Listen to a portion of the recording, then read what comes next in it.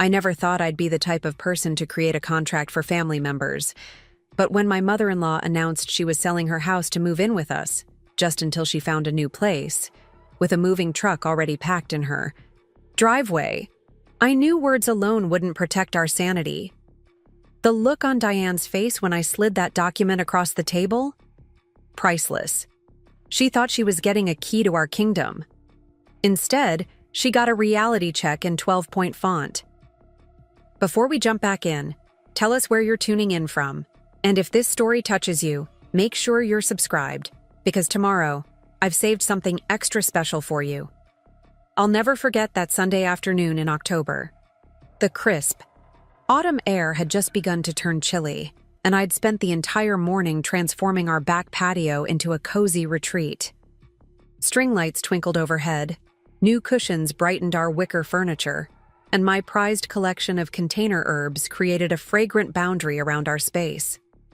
This was my sanctuary, the place where Mike and I ended each day, mugs of tea in hand, sharing stories from our separate worlds before they merged again in our home. I was adjusting the last pot of basil when the doorbell rang. Not once, which would be normal. Not twice, which might indicate impatience. 3 times in rapid succession, followed by knocking.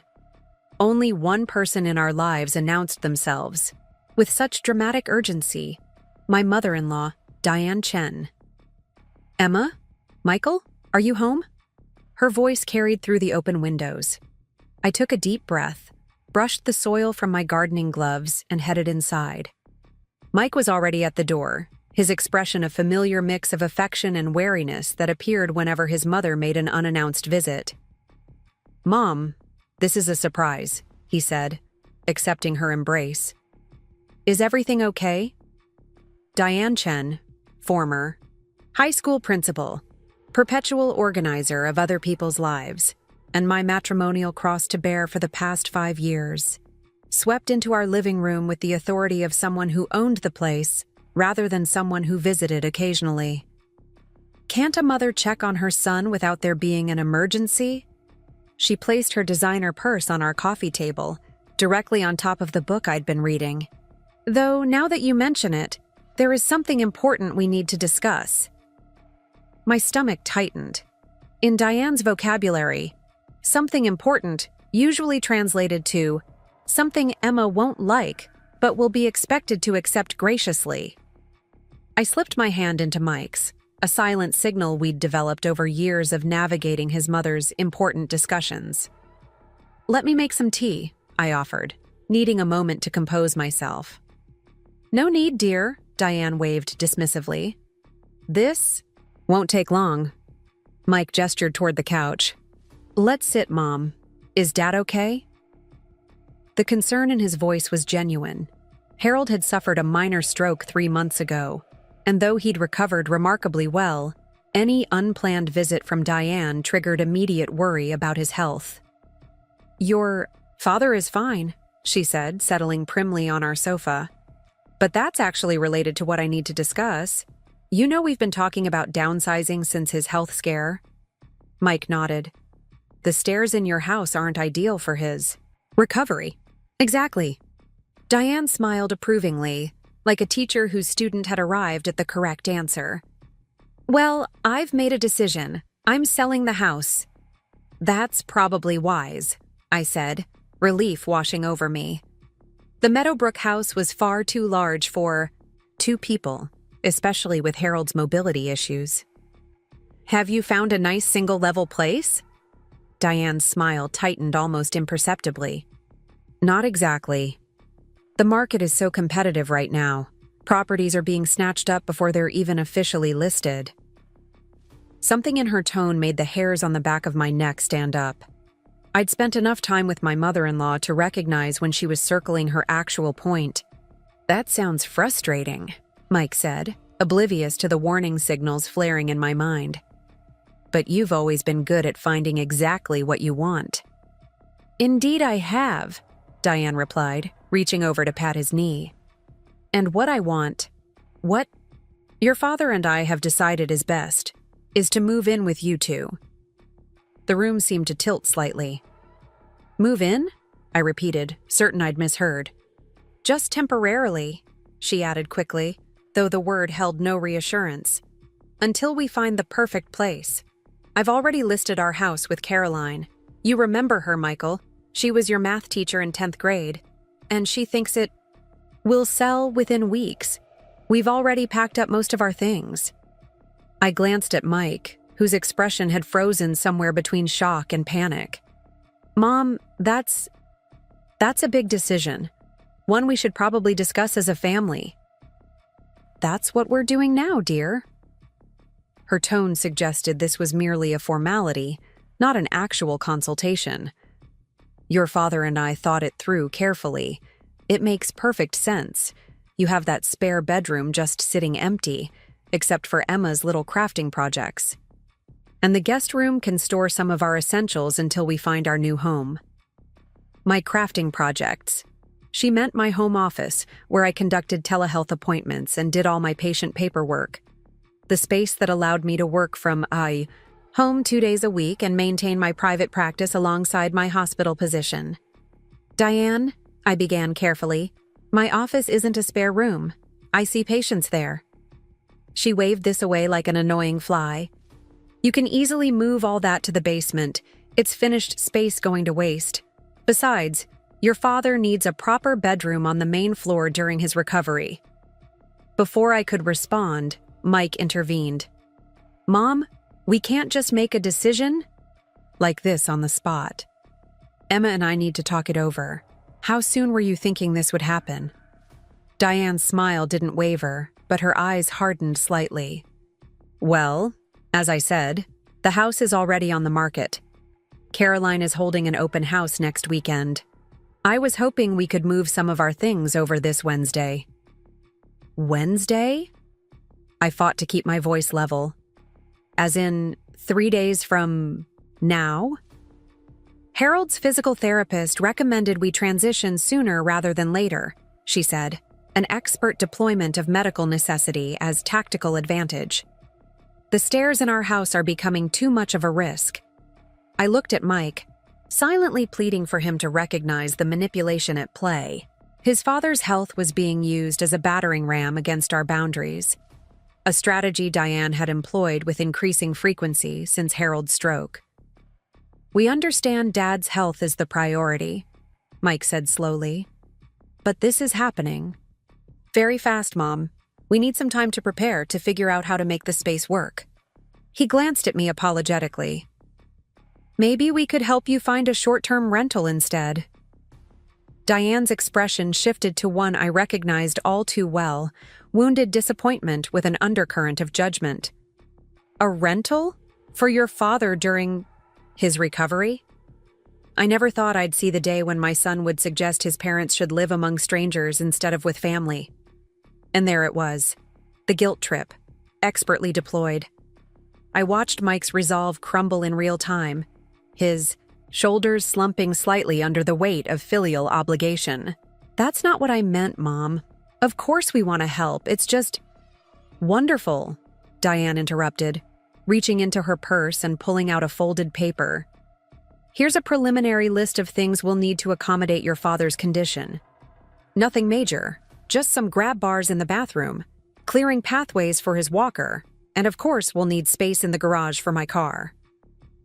As she handed Mike the list, which looked far from preliminary given its length, I felt a familiar sensation building in my chest. That particular blend of frustration and powerlessness that only Diane Chen could evoke. This wasn't a request or even a discussion. It was a fait accompli, orchestrated with the precision of a military campaign. We'll also need your help with the moving company on Wednesday, she continued, scrolling through her phone calendar. They're scheduled to arrive at our house at 9, so they should be here by noon. Oh, and Michael, your father will need your assistance setting up his medical equipment. My eyes met Mike's over his mother's head, and I saw the conflict there, the desire to support his parents warring with the recognition that boundaries were being steamrolled. But I also saw which side was winning, and it wasn't ours. I'll need to take the day off work, he said, already mentally rearranging his schedule. I should let my supervisor know tomorrow. Perfect. Diane beamed at him, then turned to me with significantly less warmth. Emma, I assume you'll want to clear out your office before we arrive. Harold will need a space with good natural light for his recovery exercises. The presumption stunned me into momentary silence. Not, would you mind clearing out your office, or even, could we use your office? But the assumption that I would simply vacate my professional space on demand. I have patients scheduled for telehealth appointments on Wednesday, I said, finding my voice. I can't just cancel them with 2 days' notice. These are people recovering from surgeries and injuries who depend on consistent care. Diane's expression suggested I was being deliberately difficult. Surely they would understand a family emergency. Or can't you just use one of those virtual backgrounds? No one would know you're in the basement. The basement, where the Wi-Fi barely reached. Preparing and narrating this story took us a lot of time, so if you are enjoying it, subscribe to our channel. It means a lot to us. Now back to the story. Where the ceiling was too low for proper movement assessments. Where none of my equipment or reference materials would be accessible. It doesn't work that way, I started to explain. But Diane had already moved on, detailing where various pieces of their furniture would fit in our living room. Our living room, which we had spent months furnishing and arranging exactly as we wanted it. As Diane continued outlining her plans for our home, my sanctuary, my carefully curated space, something shifted inside me. The sensation was foreign, yet familiar, like rediscovering an old piece of clothing at the back of a closet and finding it still fits. It was the feeling of my spine stiffening, of boundaries crystallizing. Diane, I said, cutting through her monologue about curtain replacements. Mike and I need to discuss this privately before making any decisions. This affects both of our lives significantly. She looked at me as if I'd suggested something absurd. What is there to discuss? Family helps family. Harold needs a safe place to recover, and you have the space. We have our own lives and schedules, I countered, ignoring Mike's warning glance. If we're going to do this, we need clear boundaries and expectations. Diane's smile tightened. Boundaries? Between family members? Emma, dear, that's rather cold, don't you think? Before I could respond, Mike stepped in, his mediator instincts kicking in. Mom, Emma's right that we need to talk this through, but I'm sure we can work something out that helps Dad and respects everyone's needs. Diane stood, mission accomplished. Of course you'll work it out. You're good children. The emphasis on good hung in the air like a threat. I should get back to your father now. He tires easily these days. Another strategic deployment of Harold's condition. As Mike walked his mother to the door, I remained seated, my mind racing. This wasn't just about a temporary living arrangement. This was about the fundamental dynamics of our marriage, our home, and my relationship with Mike's parents. If I didn't take a stand now, I might never reclaim my ground. The door closed, and Mike returned, exhaling heavily. Well, that was ambush, I supplied. Invasion? Coup d'etat? He sank onto the couch beside me.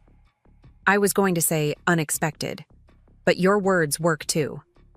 He ran a hand through his hair, a gesture I recognized as his processing mechanism. What are we going to do? You mean, what are we going to do about your mother moving herself and your father into our home with 3 days' notice? Or what are we going to do about the fact that she expects to rearrange our entire lives around her preferences? Mike winced. When you put it like that? How else should I put it, Mike? She's not asking. She's telling, and she's using your dad's health as emotional leverage. Dad does need help, he said, his voice softening. The stairs in their house are dangerous for him right now. I took his hand, trying to balance empathy with firmness. I know, and I want to help too. Your dad is a wonderful man who's been nothing but kind to me. But this isn't about whether we help. It's about how we help and whether we have any say in what happens in our own home. Mike nodded, conflict evident in his expression. You're right. Mom's approach was overwhelming. But what options do we have? They've already listed their house. Without consulting us first, I pointed out. That was a deliberate strategy, Mike. Create a situation where we can't say no without looking like monsters. He sighed, acknowledging the truth of this. So what do we do? I considered the question carefully. Direct confrontation with Diane rarely worked.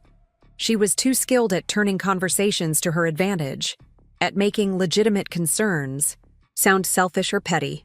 We needed a different approach. If they're going to live here, I said slowly, we need clear terms, written down, agreed upon in advance. Mike looked puzzled.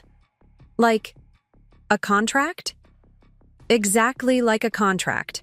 A house rules agreement that spells out expectations, responsibilities, and boundaries. His eyebrows shot up. Mom will hate that. Probably, I agreed. But if she refuses reasonable boundaries, that tells us something important about her intentions, doesn't it? Mike was quiet for a moment, absorbing this. I could see him weighing family peace against the protection of our marriage. It wasn't an easy calculation. Diane had spent decades ensuring that her son's loyalty would be difficult to redirect. What would this contract even say? He finally asked. I felt a small surge of hope. He wasn't dismissing the idea outright. Basic, respectful household guidelines, privacy expectations, consultation before making changes to our home, defined, duration of stay, financial contributions. Financial contributions? Mike looked alarmed. Mom will definitely push back on that. They're selling their house, Mike. They'll have funds. And if they're living here, using utilities, eating, food we buy, they should contribute. That's reasonable. He nodded reluctantly. I guess so. But approaching this like a business transaction feels cold. Colder than being told to move my professional practice to the basement? Colder than having our living room furniture rearranged without our input? I tried to keep the hurt from my voice but wasn't entirely successful. Mike reached for my hand. You're right. I'm sorry. Mom has always been forceful. But that doesn't make it okay. This isn't about punishing. Your mom, I said, squeezing his hand. It's about protecting our marriage and our home. If we don't establish boundaries now, before they move in, we never will. He was silent for a long moment, then nodded decisively. Okay, let's write this contract, but we do it together, and we present it to them together. United front. Relief washed over me. United front, I agreed, leaning in to kiss him gently. That's all I'm asking for. As Mike went to get his laptop, I stared out at the patio I'd spent the morning perfecting.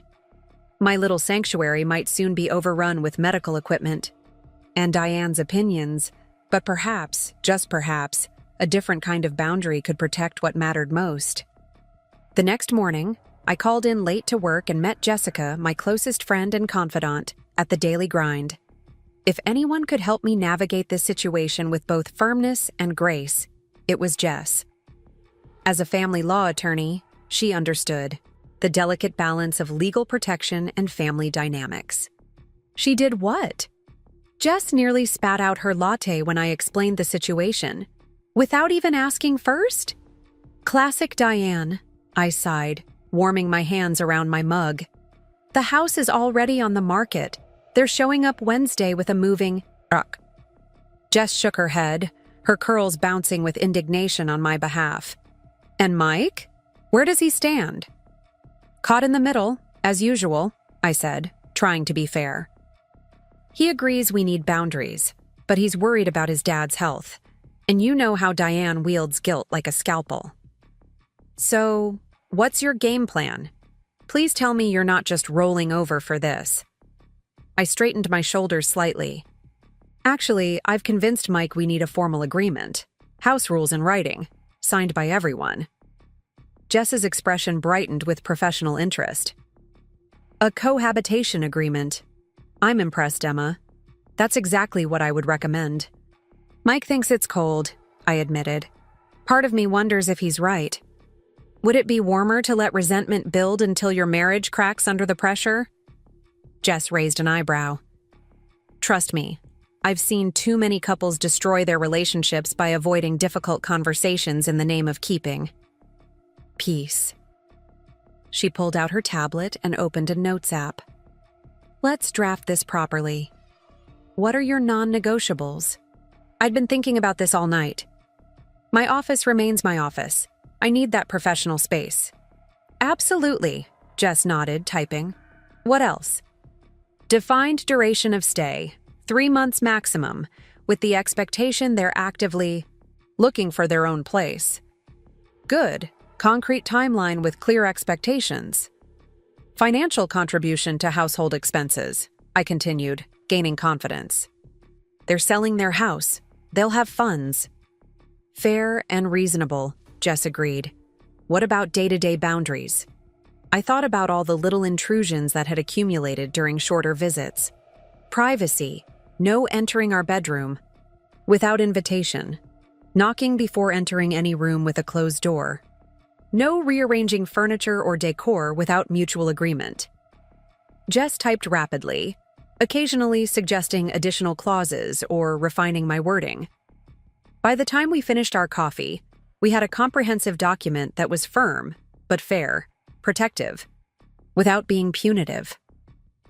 This is good, Emma, Jess said, reviewing what we'd drafted. It establishes clear boundaries while still supporting Harold's recovery needs. If Diane has a problem with these very reasonable terms, that's valuable information about her actual intentions. I felt a weight lift from my shoulders. Having the issues laid out so clearly made them seem manageable rather than overwhelming. Thank you, Jess. I don't know what I'd do without you. Probably commit justifiable mother-in-law aside? She joked, then grew serious. Remember, this isn't just about the next few months. How you handle this situation will set the tone for your relationship with Mike's parents for years to come. I nodded, the responsibility of that reality settling on me. I know. That's why it has to be right. Firm, but fair. And united, Jess emphasized. Mike needs to present this with you, not as your messenger. He's agreed to that much. At least, I said. United front. Then you're already halfway to success, Jess said, giving my hand a squeeze. Now you just need to stick to it when Diane deploys the guilt artillery? As I drove to work, I felt a curious mix of anxiety and determination. Tonight, Mike and I would refine the draft into our final proposal. Tomorrow, we would present it to his parents when they came for dinner. A dinner I'd suggested as a more appropriate setting to discuss the details of our new living arrangement. The wheels were in motion.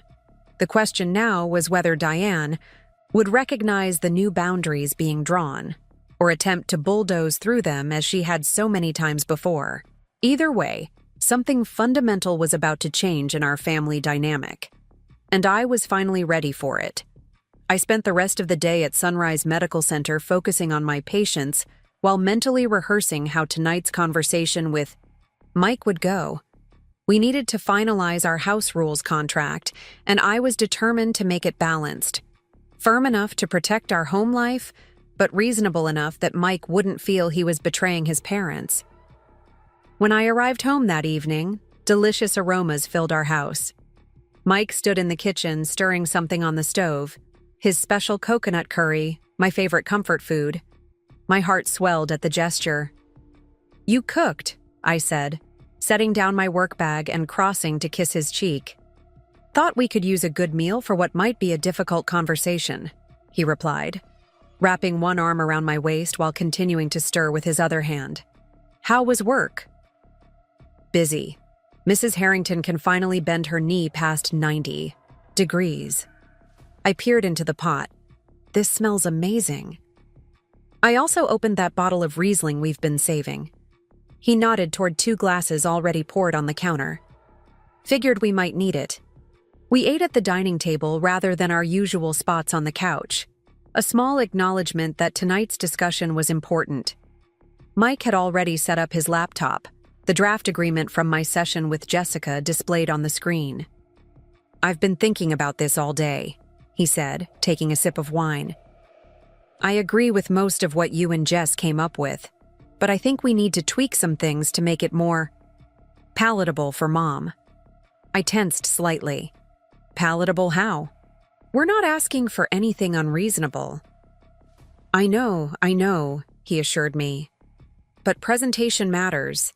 If Mom feels attacked from the beginning, she'll never agree to anything.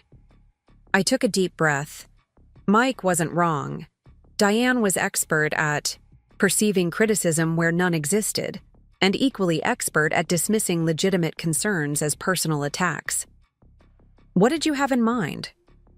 For starters, I think we should call it a family living agreement, instead of a contract or house rules.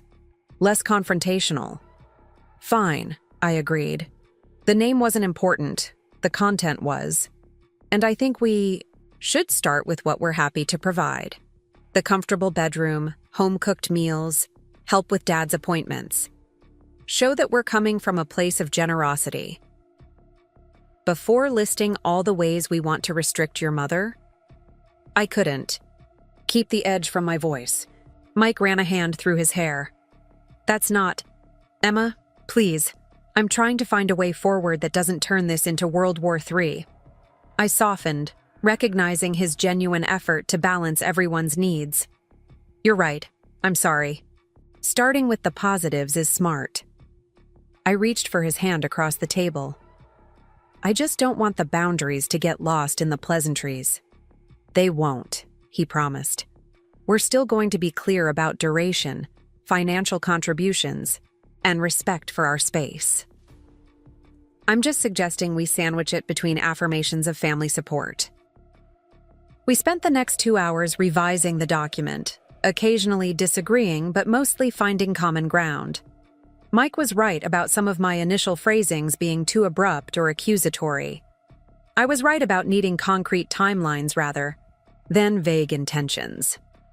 By the time we finished, we had a 3-page agreement that felt balanced, supportive of Harold's recovery needs while protective of our marriage and home. Do you think she'll sign it? I asked as we saved the final version. Mike hesitated. Honestly, her first reaction will be offense, but Dad will see the reasonableness of it. He's always been the practical one. And if she refuses, then... He took a deep breath, and I could see this was difficult for him. Then we'll have to tell them they need to find another arrangement. I blinked in surprise. I hadn't expected such a firm stance. You'd be willing to do that? I don't want to, he admitted, but I'm not willing to sacrifice our home life, and your happiness either. They created this situation by listing their house without consulting us. If they reject reasonable boundaries, that's their choice. I leaned across the table and kissed him, feeling an overwhelming surge of love and gratitude. Thank you for standing with me on this. Always, he said, squeezing my hand. United front, remember? The next evening arrived too quickly. I'd spent the day alternating between rehearsing my talking points and distracting myself with work. Now, as I chopped vegetables for dinner, my stomach churned with anxiety. In less than an hour, Diane and Harold would arrive, and we would present our family living agreement. Need any help? Mike asked, entering the kitchen freshly showered and smelling of sandalwood. You could set the table, I suggested. The good plates, I think. He raised an eyebrow. The wedding china? Are we celebrating something? No, but it'll be harder for your mother to cause a scene over fine porcelain. I was only half joking. Mike chuckled, but the sound held more tension than humor. Good strategy. I'll get the good wine glasses too. As he arranged the table, I noticed he'd printed 2 copies of our agreement, each in a crisp blue folder. The sight made everything feel suddenly very real. We were really doing this, setting formal boundaries with his parents in writing. The enormity of it made my hands tremble slightly as I sliced the last bell pepper. The doorbell rang precisely at 6. Harold and Diane were nothing if not punctual. "I'll get it," Mike said, touching my shoulder gently as he passed. "Deep breath. We've got this." I nodded, arranging my features into what I hoped was a welcoming smile as I wiped my hands on a kitchen towel and followed him to the door. "Michael! Emma!" Harold's warm greeting broke some of the tension as he entered, leaning on his cane but looking stronger than when I'd last seen him. He enveloped Mike in a one-armed hug, then extended the same to me. "Something smells wonderful." "Herb-crusted salmon," I said, genuinely pleased to see him. Harold had always been kind to me, his quiet dignity a stark contrast to Diane's forceful personality. "One of your favorites." "You remembered," he said with a touched smile. Diane followed behind him, immaculately dressed as always, carrying a bakery box. We brought dessert, chocolate mousse cake from Hanson's. "Thank you, that's thoughtful," I said, accepting the box and leading them into the dining room. "Dinner's almost ready. Can I get you both something to drink first?" "Just water for Harold," Diane answered before he could speak. "His medication, you know." Harold's expression flickered briefly with something like annoyance. "Actually, the doctor said 1 glass of wine with dinner is fine now." "Are you sure that's wise, dear?" Diane's tone suggested it most certainly was not. "Quite sure," Harold replied with unexpected firmness. "I'll have a small glass of white, please, Emma." I exchanged a glance with Mike, noting this small rebellion with interest. Perhaps Harold wasn't as acquiescent to Diane's control as he usually appeared. Dinner began pleasantly enough. Harold asked about my work at the medical center, and Mike shared an amusing story about a student's creative interpretation of network security protocols. Diane commented on the table settings. "These plates must be difficult to clean properly. And the curtains. Have you considered something less heavy for this room?" But her critiques were mild by her standards. As we finished the main course, Mike caught my eye and gave an almost imperceptible nod. It was time. "So," he began, his voice carefully casual, "Emma and I have been discussing your move-in plans." Diane brightened. "Yes, we've made a list of what furniture we'll bring. Nothing too large, just Harold's recliner. He needs proper back support. And my cherrywood bureau. Oh, and our bed, of course. That guest room mattress is far too soft for Harold's back." I felt a flash of irritation. She was already planning to replace our furniture before even moving in. "Actually, Mom," Mike continued steadily, "before we finalize any details, we wanted to discuss some parameters that will make this arrangement work for everyone." Diane's smile faltered slightly. "Parameters?" "Yes," I joined in, keeping my tone light. "Since we'll be sharing living space, we thought it would be helpful to have clear expectations from the beginning." Harold nodded thoughtfully.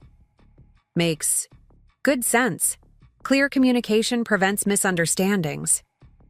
Diane looked less convinced, but said nothing as Mike reached for the blue folders beside his plate. "We've put together a family living agreement," he explained, sliding a folder toward each of his parents, "just to make sure we're all on the same page about how this temporary arrangement will work." "An agreement?" Diane's voice sharpened as she opened the folder. "What is this? A rental contract? We're family, not tenants." "It's not a rental contract," I said carefully. "It's a mutual understanding of boundaries and expectations." Harold adjusted his reading glasses and began scanning the document with interest. Diane, however, barely glanced at the first page before looking up, her expression hardening. "Financial contribution? You expect us to pay you? After everything we've done for you?" Mike remained calm. "It's a reasonable sharing of expenses. Mom, you and Dad will be using utilities, sharing meals, occupying space. We're not asking for profit, just help with the increased costs." "This is offensive," she declared, pushing the folder away. "Your father is recovering from a stroke, and you're treating us like boarders in a rooming house." "No one is treating you like boarders," I said, fighting to keep my voice even. "We're acknowledging the reality that 4 adults living together requires structure and shared responsibility." Harold, who had been quietly reading through the entire document, looked up. "The financial contribution seems reasonable, Diane. We'll have funds from the house sale sitting in an account doing nothing. Why shouldn't we help with expenses?" Diane shot him a look of surprised betrayal. "That's not the point, Harold." "Then what is the point?" he asked mildly. She didn't answer him directly, turning instead to Mike. "What's this about a 3-month limit? What if we haven't found a suitable place by then?" 3 months is plenty of time to find housing in this market," Mike replied. "If you need more time, we can discuss an extension. But having an endpoint is important for everyone." "And these private spaces," she continued, flipping pages aggressively. "Emma's office off limits unless invited? Our bedroom door closed at all times when we're not home? It sounds like you don't trust us in your house." "It's not about trust," I interjected. "It's about respecting each other's privacy and personal space, just as we would respect yours." Diane laughed, a brittle sound that set my teeth on edge. "Privacy. Harold needs proper space for his recovery exercises. That little bedroom you call an office is the only suitable room with enough natural light. My office is also my workplace," I reminded her. "I see patients there." "Surely the hospital has rooms you could use instead." I felt heat rising in my cheeks. "I'm an independent contractor for those telehealth sessions. The hospital doesn't provide space for them." Harold cleared his throat. "Diane, we discussed this. Emma's work is important.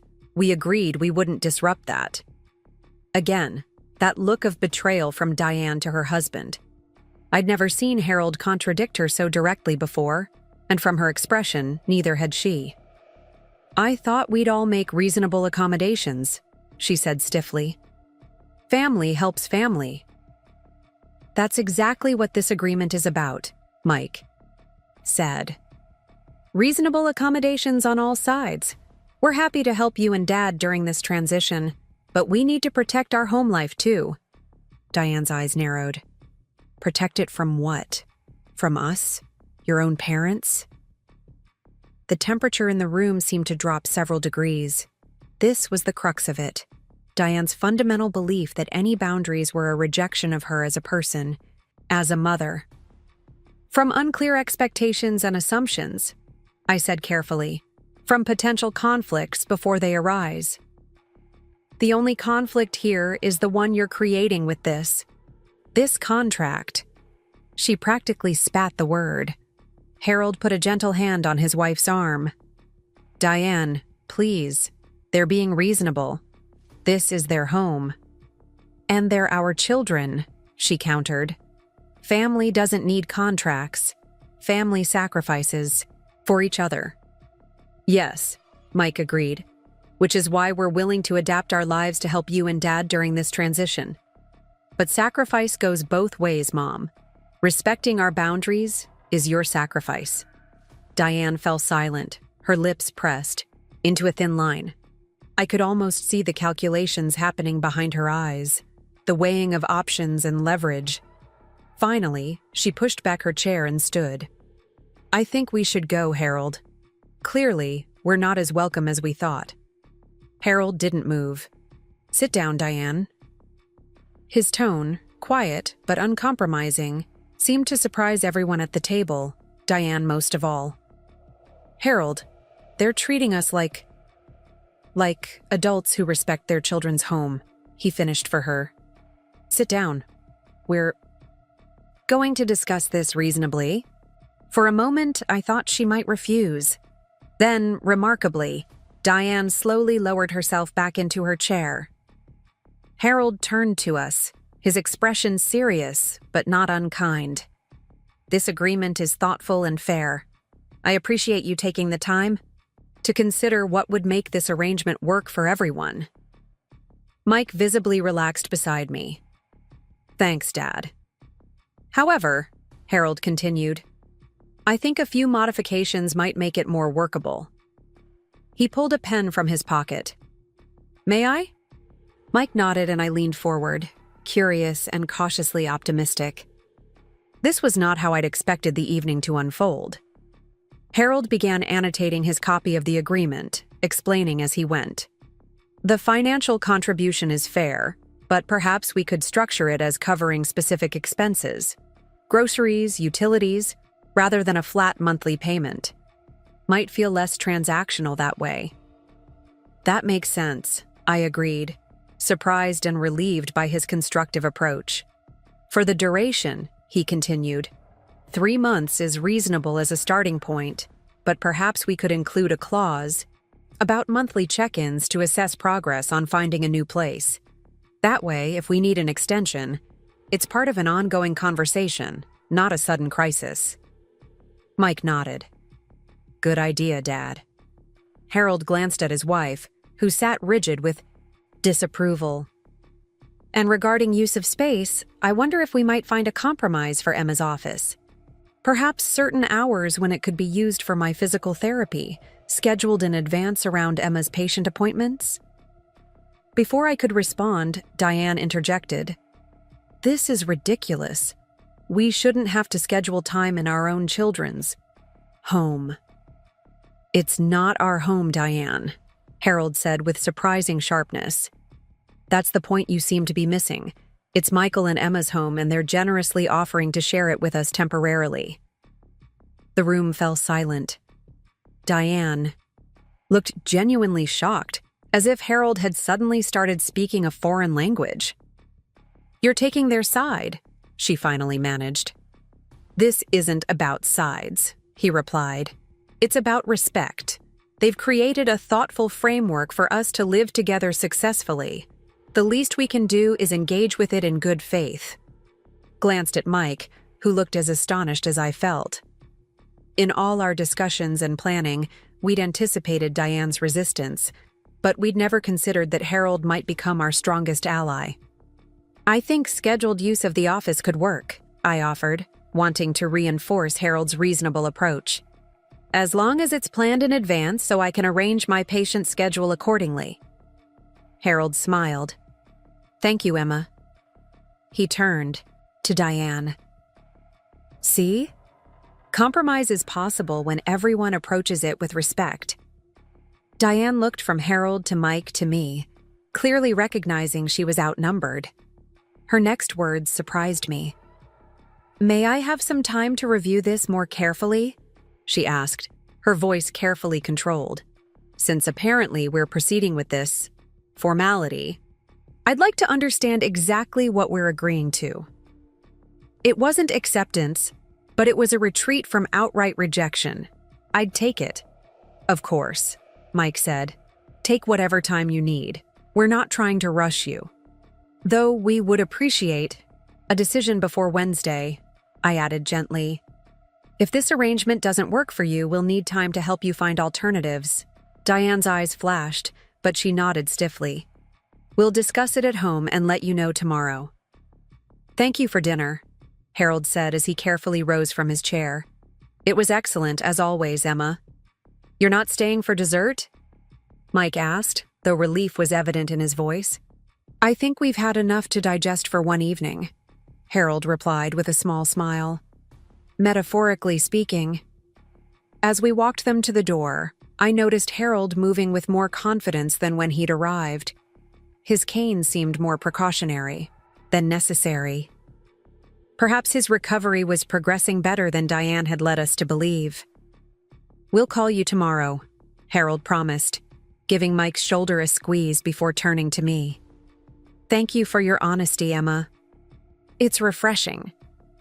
Diane said nothing as they left, her silence more unnerving than her usual criticisms. When the door closed behind them, Mike and I looked at each other in stunned silence for a moment before he spoke. Did my dad just stand up to my mom? In public? Taking our side? I think he did, I said, equally bewildered. Has that ever happened before? Mike shook his head slowly. Never. Not like that. He walked to the living room and sank onto the couch. All these years, I thought he was just conflict averse, that he went along with Mom because it was easier. But tonight, maybe his health scare changed his perspective, I suggested, sitting beside him. Near-death experiences have a way of clarifying priorities. Maybe. Mike looked thoughtful. Or maybe he's always had opinions, but rarely felt strongly enough to voice them. Until now. I leaned my head on his shoulder, processing the evening's unexpected turns. Do you think they'll sign the agreement? Dad will, Mike said confidently. Mom, I honestly don't know. This is uncharted territory. We sat in contemplative silence, the tension of the evening slowly dissipating. Regardless of what happened next, something fundamental had shifted in our family dynamic. Harold had shown himself to be an unexpected ally, and Diane had encountered resistance from a quarter she'd likely never anticipated. What if she refuses? I finally asked, voicing the question that still worried me. Mike took my hand, his grip firm and reassuring. Then, we'll deal with it together. But I won't back down on this, Emma. Even if it means helping them find another living arrangement. His certainty filled me with both relief and apprehension. We were standing our ground, together.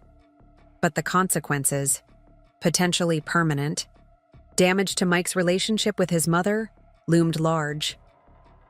Try not to worry too much tonight, Mike said, kissing my forehead. Dad's on our side. That changes everything. He was right, of course. Harold's support had completely altered the equation. What I'd expected to be a 2-against-2 confrontation had become 3-against-1, with Diane isolated in her opposition. As we cleaned up dinner, saving the untouched dessert for tomorrow, I felt cautiously optimistic. We'd presented our boundaries clearly, Harold had responded constructively, and even Diane had stepped back from outright rejection to consideration. It wasn't victory, but it was progress.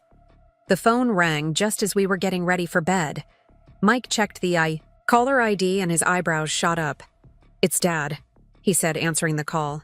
Hey, Dad, everything okay? I watched Mike's face as he listened, his expression cycling through surprise, concern, and finally something like resignation. I see, he said. Yes, that's fine. No, don't worry about that now. We'll figure it out. Another pause. Of course. We'll see you then. Good night, Dad. He hung up and sat heavily on the edge of the bed. What happened? I asked, my heart racing. Mike looked up, his expression complex. They had a huge fight when they got home. Dad said Mom was irrational about the agreement, saying we were disrespecting her and trying to control her with legal mumbo-jumbo. That sounds like Diane, I said. But what happened? Why did he call so late? Mike took a deep breath. Dad packed a bag and checked into the Marriott. He said he needs space from Mom's emotional manipulation. His words, not mine. And he asked if our offer of a place to stay still stands. For just him. I stared at Mike, trying to absorb this bombshell. Your dad left your mom over our agreement? Not exactly, Mike clarified. He said it was the last straw in a pattern that's been building for years. Apparently, Mom's controlling behavior has been getting worse since his stroke, and he's been reevaluating what he wants from his remaining years. Wow. It was all I could manage. The idea of Harold, steady, quiet Harold, walking out on Diane after decades of marriage was almost impossible to fathom. He's coming over tomorrow morning to talk, Mike continued. He wants to see if he can stay with us while he figures out his next steps, on our terms, with full acceptance of the agreement. I sat beside Mike on the bed, taking his hand. How do you feel about that? He thought for a moment. Conflicted, worried for both of them, but also proud of Dad, in a way. Standing up for himself, couldn't have been easy. What about your mom? Will she be okay alone? Mike gave a humorless laugh. According to Dad, she's already called my sister Olivia to come stay with her and help her through this betrayal. His tone suggests Olivia got an earful about us too. Great.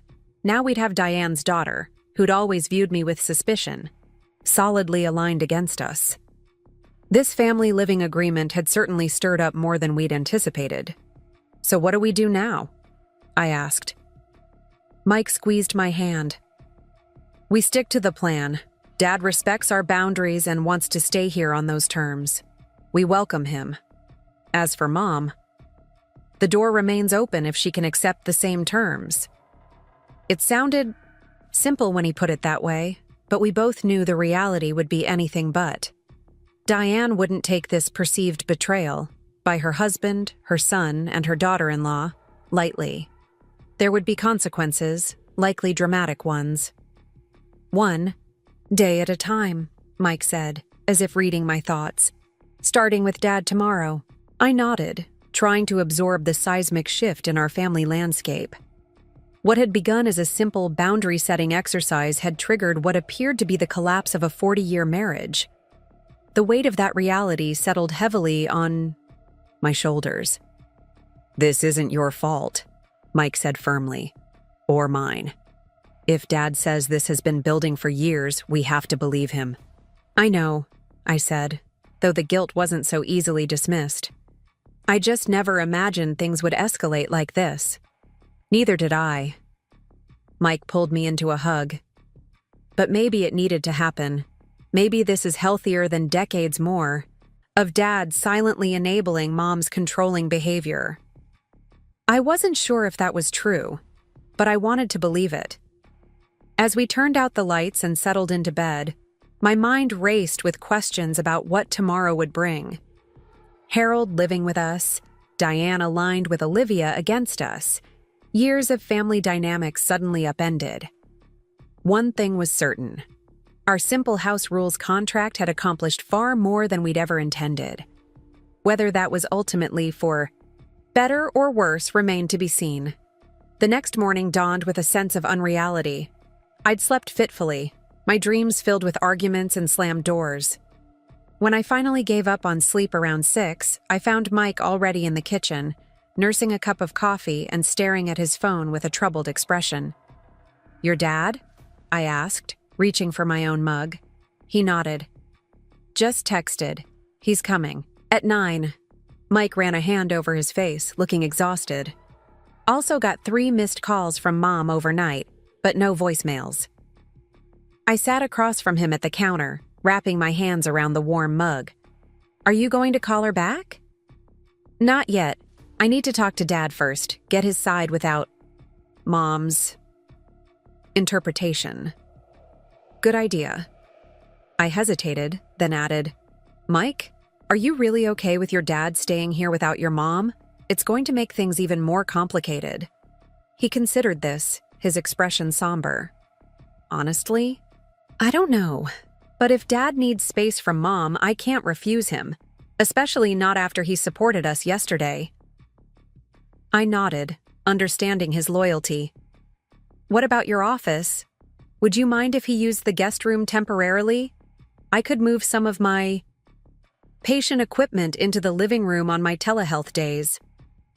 Mike looked surprised by my offer. "You'd do that? After fighting so hard to keep your office space?" "Your dad isn't trying to take over our home," I pointed out. "He's respecting our boundaries and asking for help on our terms. That's different." A soft smile crossed Mike's face as he reached for my hand. "Have I mentioned lately that I married an amazing woman?" "Not since yesterday," I teased, squeezing his fingers. "But I'll take the compliment." We spent the next couple of hours preparing, making the guest room more comfortable, clearing space in the bathroom cabinet for Harold's medications, checking our pantry for the heart-healthy foods his doctor had recommended. Normal, practical tasks that helped distract us from the emotional storm brewing beyond our walls. At precisely 9 o'clock, the doorbell rang. Harold stood on our porch, a single suitcase beside him, looking simultaneously lighter and more tired than I'd ever seen him. "Thank you for having me," he said as we welcomed him in. Something in his voice, a catch, a hesitation, suggested he'd been crying. "Always, Dad," Mike replied, taking the suitcase. "Come in. We've got coffee ready." Harold settled at our kitchen table, accepting the mug I offered with a grateful nod. Up close, I could see the toll the night had taken. Dark circles under his eyes, a slight tremor in his hands that hadn't been there yesterday. "I owe you both an explanation," he began after a long sip of coffee. "You don't owe us anything," Mike assured him. "But we're here to listen if you want to talk about it." Harold nodded, gathering his thoughts.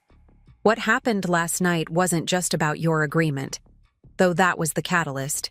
Diane and we've been growing apart for years. My stroke brought things to a head." "How so?" I asked gently.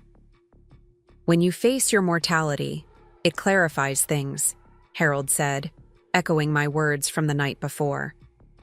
"I realized I've spent 40 years letting Diane make all the decisions, dictate all the terms. It was easier that way. She's always been the strong one, the decisive one. I told myself I was being supportive, but really, I was being passive."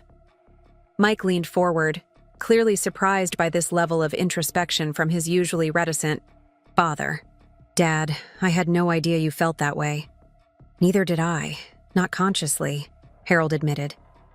"But these past few months, with Diane micromanaging my recovery, making decisions about our house without consulting me, planning our future around her preferences," he sighed. "I started feeling invisible in my own life. And when I saw how she dismissed your perfectly reasonable boundaries last night, boundaries I wish I'd established decades ago, something just snapped."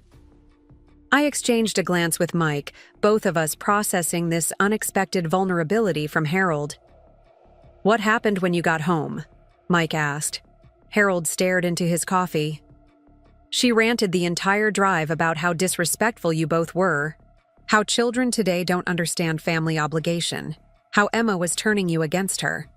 He looked up apologetically. "No offense, Emma." "None taken," I assured him, well familiar with Diane's opinion of my influence over Mike. "When we got home, I tried to explain why I thought the agreement was reasonable. She accused me of taking your side against her, said I was being manipulated. I never thought I'd see my parents split up." "They haven't split up yet," I reminded him gently. "Your dad mentioned counseling. He's trying to find a way forward." "Yeah, but Mom would have to be willing to change, to compromise." "When has that ever happened?" He had a point. In all the years I'd known Diane, I'd never seen her concede a point or admit a mistake. Even the smallest disagreements were opportunities for her to establish dominance, not find common ground. "People can surprise you," I said, though my tone lacked conviction. "Your dad certainly has." Mike's phone rang, the sound unnaturally loud in our quiet kitchen. He checked the screen and grimaced. "Speaking of surprises, it's Olivia." I tensed. Mike's relationship with his sister had always been complicated. Olivia, 7 years older and fiercely protective of their mother, had never fully accepted me into the family. She'd be even less inclined to do so now. "Do you want privacy?" I asked, already moving toward the door. Mike caught my wrist. "Stay. Please. I want you to hear whatever she has to say." I nodded, settling back against the counter as he answered the call on speaker. "Hey, Liv," he said, his voice carefully neutral. "Michael." Olivia's clipped tone carried clearly through the phone. "Would you like to explain why Dad is checked into a hotel and Mom is completely devastated?" Mike took a deep breath. "It's complicated, Liv. Mom and Dad had a disagreement. About your contract," she interrupted. "The insulting list of rules you and Emma created to make Mom feel unwelcome in your home." I bit my tongue, letting Mike handle his sister. It wasn't insulting, Liv. It was a reasonable set of boundaries for adults sharing living space. Dad agreed with all of it. Of course he did, Olivia scoffed. Dad would agree with anything to keep the peace. You put him in an impossible position. Actually, Mike countered, his patience visibly thinning. Dad was the one who offered constructive feedback on the agreement. He's perfectly capable of forming his own opinions. Since when? Olivia demanded. Dad has followed Mom's lead on everything for 40 years. Then suddenly he's got all these independent thoughts. Please. It's obvious Emma put you both up to this. I stiffened at the accusation, but Mike squeezed my hand, silently asking me to let him handle it. That's unfair, Liv. Emma and I made this decision together, as a couple, and Dad made his own choice to leave last night. No one forced him. Right, Olivia said, her voice dripping with sarcasm. He just spontaneously decided to abandon his wife of 4 decades because of one little disagreement. Nothing to do with your precious boundaries or Emma's obvious dislike of Mom. I don't dislike your mother, I said, unable to remain silent any longer. I just wanted clear expectations before she moved into our home. Oh, hello, Emma, Olivia said coldly. I didn't realize I was on speaker. How convenient that you're hovering right there to monitor what Mike says to his own sister. That's enough, Liv, Mike snapped. I asked Emma to stay. We're a team. And I'm not going to let you talk to her like that. The line went quiet for a moment before Olivia spoke again, her voice tight with anger. I see where your loyalties lie. Mom's sitting here in pieces, Dad's gone, and you're just fine with that as long as your precious boundaries aren't crossed. That's not fair, Mike protested. I care about Mom and Dad both, but I'm not responsible for the issues in their marriage. No, you just provided the catalyst for its destruction, Olivia shot back. Congratulations on that achievement. I could see Mike struggling to maintain his composure. Liv, I understand you're upset, but this situation is more complicated than you realize. Dad's felt neglected and controlled for years. The agreement just brought those feelings to the surface. And you believe that? Olivia asked incredulously. Rather than the obvious truth that your contract made him feel he had to choose sides, and he chose the path of least resistance? Why don't you talk to Dad yourself? Mike suggested. Hear his perspective directly instead of just assuming you know what he thinks. There was a pause before Olivia answered. Dad's not answering my calls. Another coincidence, I'm sure. He's sleeping right now, Mike explained. He had a rough night. But I'm sure he'll call you back when he wakes up. He's there? Olivia's voice sharpened. At your house? Mike hesitated, then sighed. Yes, he came this morning. He needed somewhere to stay. So you're harboring him, Olivia interrupted. Keeping him away from Mom while she's devastated. Perfect. Just perfect. We're not harboring anyone, I interjected, my patience wearing thin. Harold is an adult who made his own decision to take some space. He's welcome here for as long as he needs. Of course he is, Olivia said bitterly.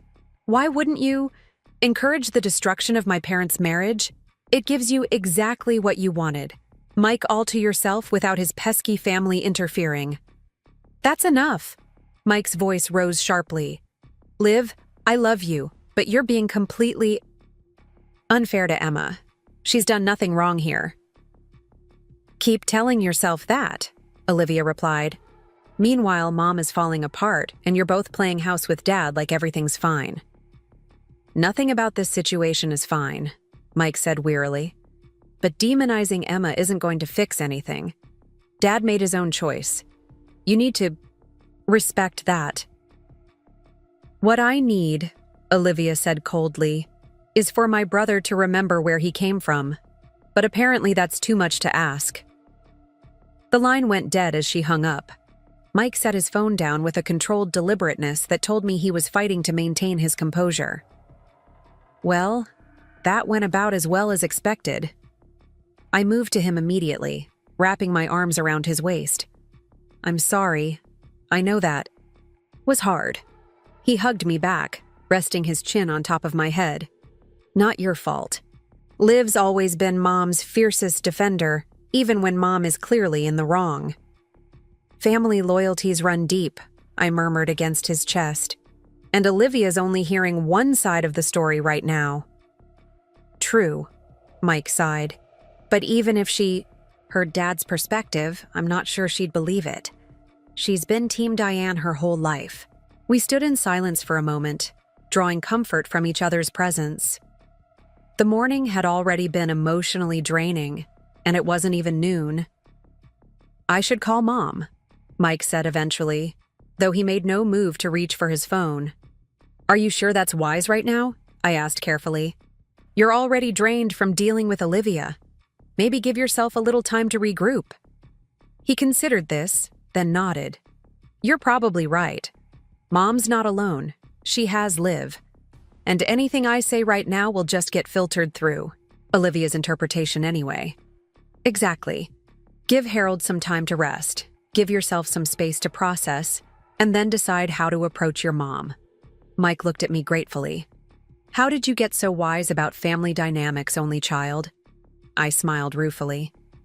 Years of observing yours, plus all those family therapy books I read when we first got engaged. He raised an eyebrow. You read therapy books about dealing with in-laws? I wanted to understand the Chen family ecosystem, I admitted. Diane was intimidating from day one. Mike laughed softly, the tension in his shoulders easing slightly. You're something else, Emma Chen, preparing for marriage like it was a military campaign. Know thy enemy, I teased, then quickly sobered. Not that your mom is the enemy, just a formidable opponent, Mike supplied. It's okay. I'm under no illusions about my mother's challenging personality. I stepped back, suddenly remembering my coffee plans. Speaking of formidable, I'm meeting Jess at 2 to update her on all this. Will you be okay here with your dad? We'll be fine, Mike assured me. Might do us both good to have some father-son time. He hesitated, then added, just maybe don't share every detail with Jess? At least not until things settle a bit. I understood his concern. While Jess was my closest friend, she could be protective to the point of ferocity. Her dislike of Diane was well established, and she'd be all too eager to cast Harold as the heroic rebel against tyranny, which might oversimplify a complex situation. I'll be discreet, I promised. General outline only. Thank you. Mike kissed my forehead. For everything. I don't know how I'd navigate this family maze without you. I touched his cheek gently. That's what partners do. Navigate mazes together. When I arrived at the daily grind that afternoon, Jess was already waiting, 2 steaming mugs on the table before her. Her expression was eager, almost gleeful with anticipation. Spill, she demanded as soon as I sat down. What happened? Did the Ice Queen sign your masterpiece, or did she breathe fire all over it? I took a fortifying sip of the latte she'd ordered for me. It's complicated. Jess leaned forward, her lawyer instincts clearly sensing a story. Complicated how? Did she refuse? Threaten to disown Mike? What? Diane refused, yes, I began carefully. But the unexpected part is, Harold supported our agreement, completely. Jess's eyes widened. The father-in-law? Mr. Silent Enabler. Himself stood up to the Dragon Lady? This I need to hear. I gave her a condensed version of the previous evening's dinner, emphasizing Harold's constructive approach to the agreement and his unexpected assertiveness. Fascinating, Jess murmured when I finished. The quiet ones always surprise you. So what happened after they left? Did she begrudgingly agree to his modifications? I hesitated, weighing how much to share. Not exactly. They had a serious disagreement at home, about more than just the agreement, apparently. And? Jess prompted, clearly sensing I was holding back. "And Harold decided he needed some space," I said carefully. "He's actually staying with us for a while."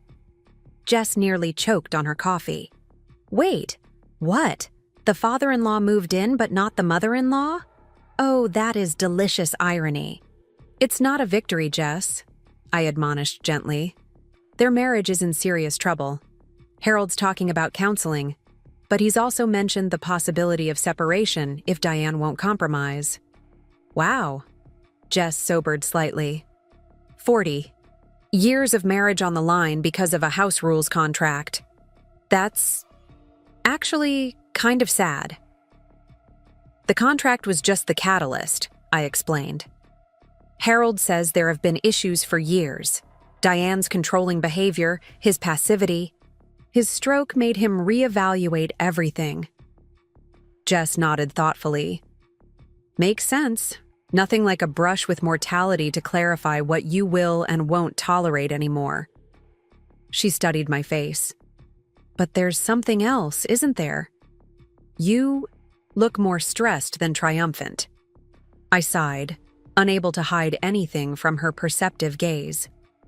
"Mike's sister Olivia is involved now. She's staying with Diane, who's apparently devastated, and she called this morning to berate Mike for destroying their parents' marriage." "Ah," Jess grimaced sympathetically. "The sister who's never liked you. I'm guessing she's found a way to make this your fault?" "According to Olivia, I've manipulated both Mike and Harold against poor, innocent Diane," I confirmed with a wry smile.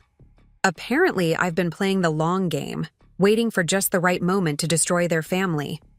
"Your evil genius knows no bounds," Jess deadpanned, then grew serious. "How's Mike handling all this?" "Better than I would have expected," I admitted. "He's firmly on our side, and his dad's, but he's worried about his mom too.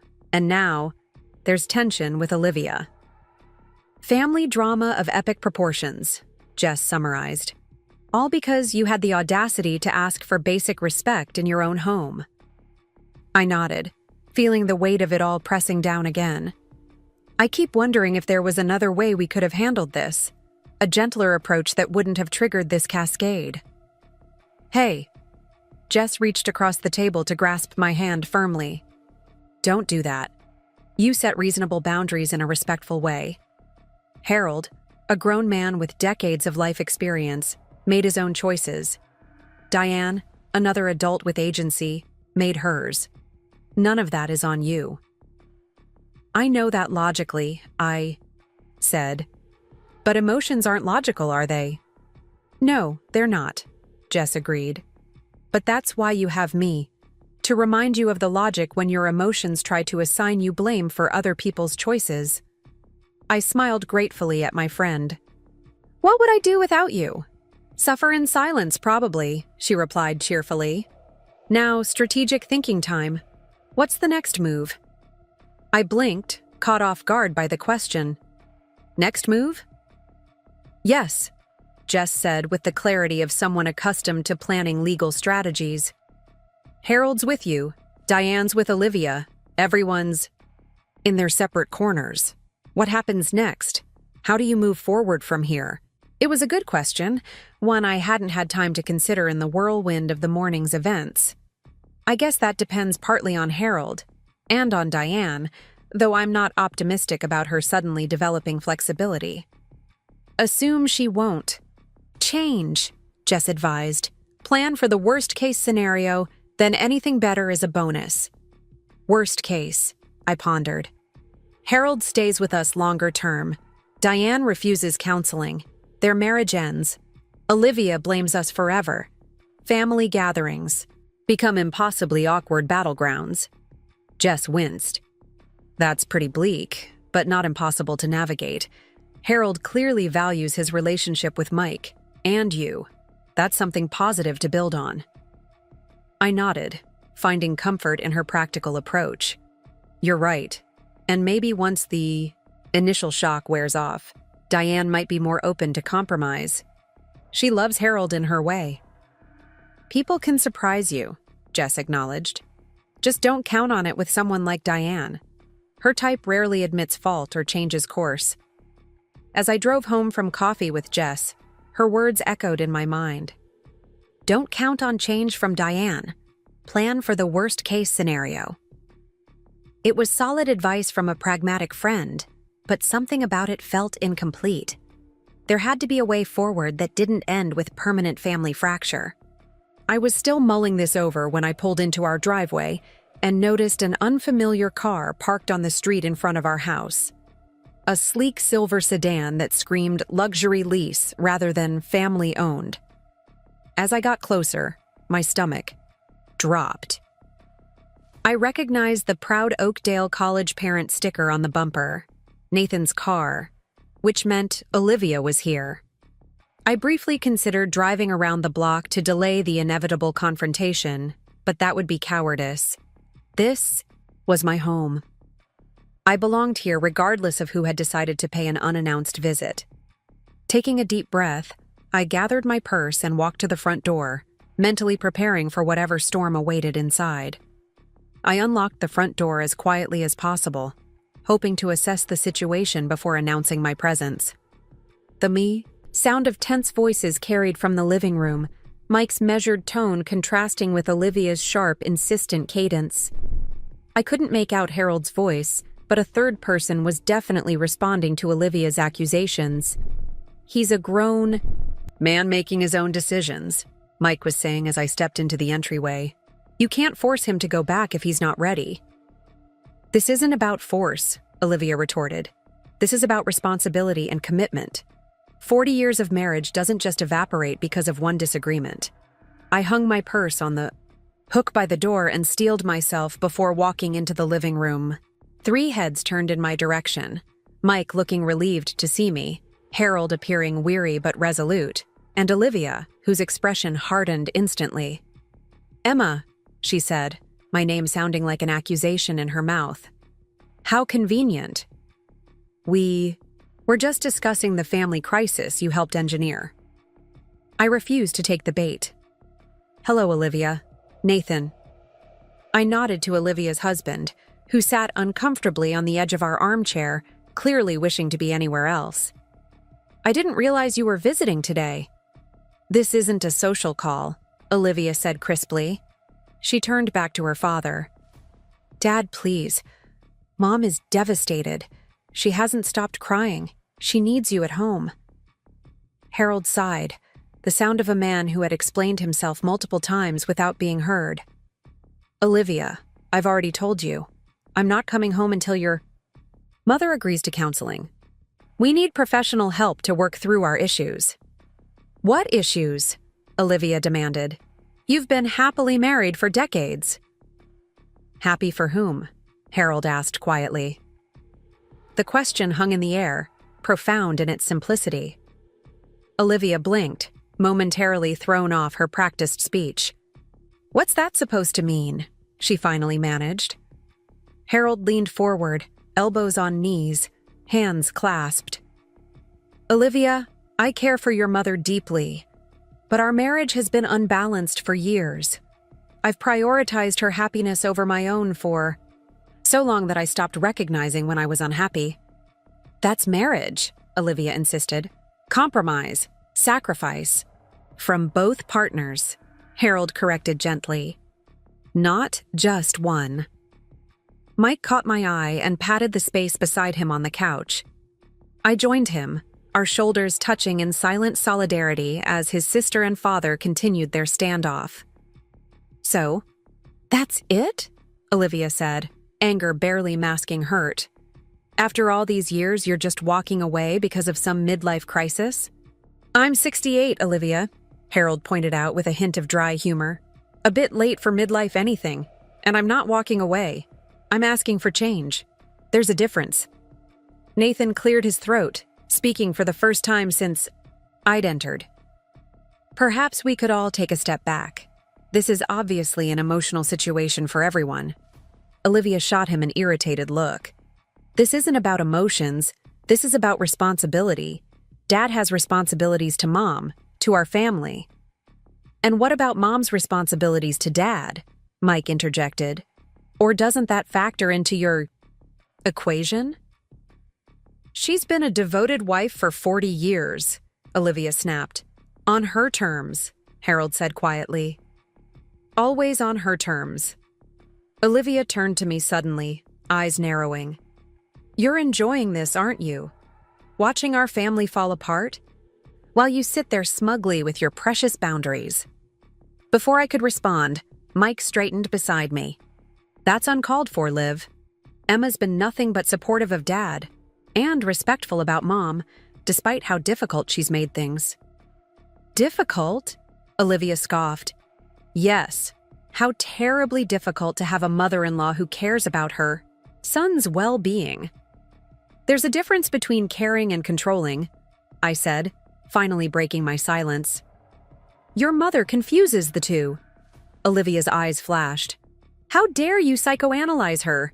You've been looking for ways to edge her out of Mike's life since day one. That's not true, I said calmly, refusing to match her anger. I've tried very hard to build a relationship with your mother. She's the one who's been resistant. Because she sees through you, Olivia declared triumphantly. She knew exactly what you were doing with that insulting contract, creating a problem where none existed to drive a wedge between her and Mike. Harold sighed heavily. Olivia, enough. The agreement was reasonable. I helped revise it myself. This situation isn't Emma's fault, or Michael's. Then whose fault is it, Dad? Olivia demanded. Because from where I'm sitting, everything was fine until they drew up that contract. Things weren't fine, Harold said firmly. They were tolerable. There's a difference. And sometimes it takes an external catalyst to reveal what's been broken. Underneath for years. Nathan glanced at his watch, then touched his wife's arm. Liv, we should probably head back. Your mother's alone, and we promised we wouldn't be long. She's waiting for me to bring Dad home, Olivia said, her voice softening as she turned to Harold again. She's ready to forgive you, Dad. She just wants you to come home where you belong. Harold's expression was gentle but determined. Forgive me? For what, exactly? For asking to be treated as an equal partner? For wanting my opinions respected? For supporting Michael and Emma's reasonable boundaries? For abandoning her, Olivia exclaimed, frustration breaking through her controlled facade. For walking out without warning after 40 years. I warned her for months, Harold said, quietly. Every time I asked for more input in our decisions, every time I suggested compromise, every time I expressed dissatisfaction with her controlling behavior. She didn't listen, Olivia. She never has. Olivia stood abruptly, tears glistening in her eyes. I don't recognize you anymore. This isn't the father who taught me about loyalty and commitment. I'm still teaching you about those things, Harold replied, his voice steady. But I'm also teaching you about self-respect and healthy boundaries. Lessons I should have demonstrated long ago. Olivia shook her head, gathering her purse. Mom's right. They've poisoned you against her. Against us. Liv, Mike began, but she cut him off with a sharp gesture. Don't. Just don't. She looked at each of us in turn, her gaze lingering longest on her father. When you come to your senses, you know where to find us. Oh. With that, she strode toward the door, Nathan following with an apologetic glance over his shoulder. The front door closed with a decisive click rather than the slam I'd half expected. Silence descended on the living room, thick with unspoken thoughts and emotions. Finally, Harold broke it with a deep sigh. I'm sorry you both had to witness that. Olivia has always been protective of her mother. You have nothing to apologize for, Dad, Mike assured him. Liv made her choices. She doesn't speak for all of us. Harold nodded, though fatigue lined his face. Still, this isn't what I wanted. Division in the family, sides being chosen.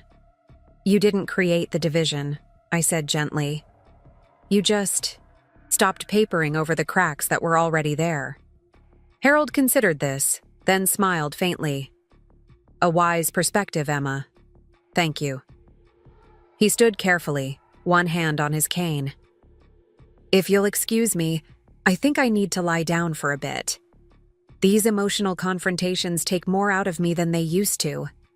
Of course, Dad, Mike said, rising to help his father. Can I get you anything? Water? Tea? Just some quiet, Harold replied. And perhaps we could order dinner in tonight? I don't think any of us is up for cooking. Already planning on it, Mike assured him. Rest well. When Mike returned from settling his father, he collapsed beside me on the couch, emotional exhaustion evident in every line of his body. That was brutal, he muttered, rubbing his temples. Liv hasn't changed a bit. Still Mom's fiercest defender, regardless of the facts. I leaned against him, providing the silent support I knew he needed. She loves your mom. That's not a bad thing in itself. No, but her blind loyalty is. She refuses to see any nuance, any complexity. He sighed, heavily. I had no idea Dad was so unhappy. All these years. He hid it well, I observed. Even from himself, it sounds like. Mike nodded, his expression troubled.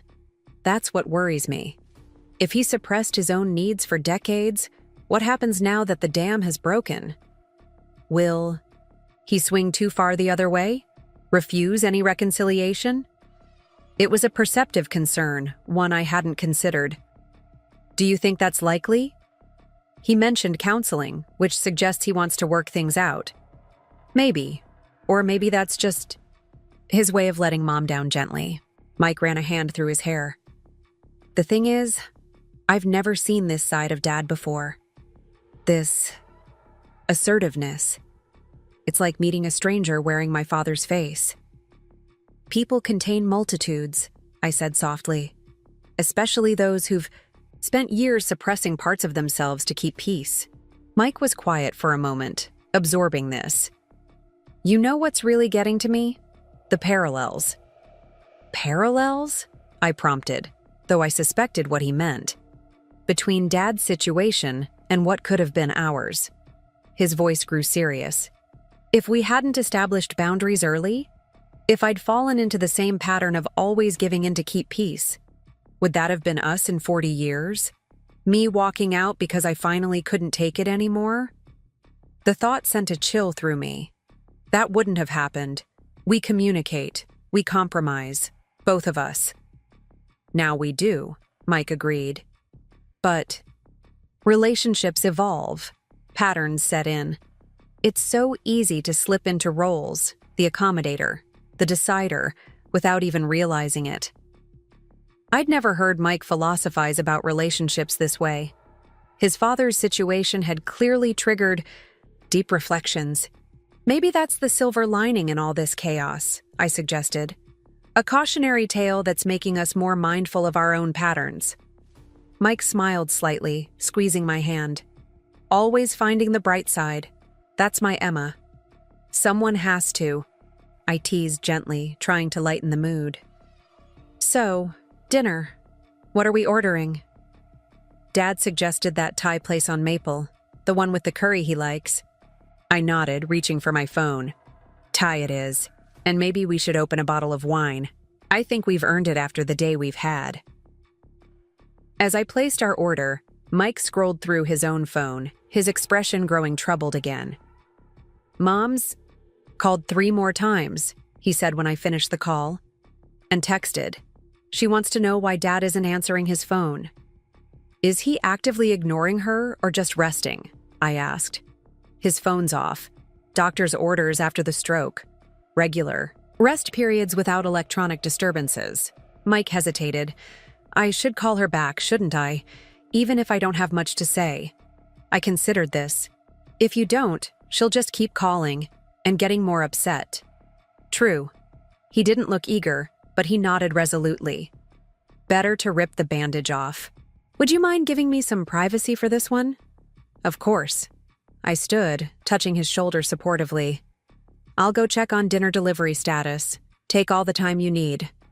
I retreated to the kitchen, but couldn't help overhearing bits of Mike's conversation as his voice occasionally rose in response to what must have been accusatory statements from Diane.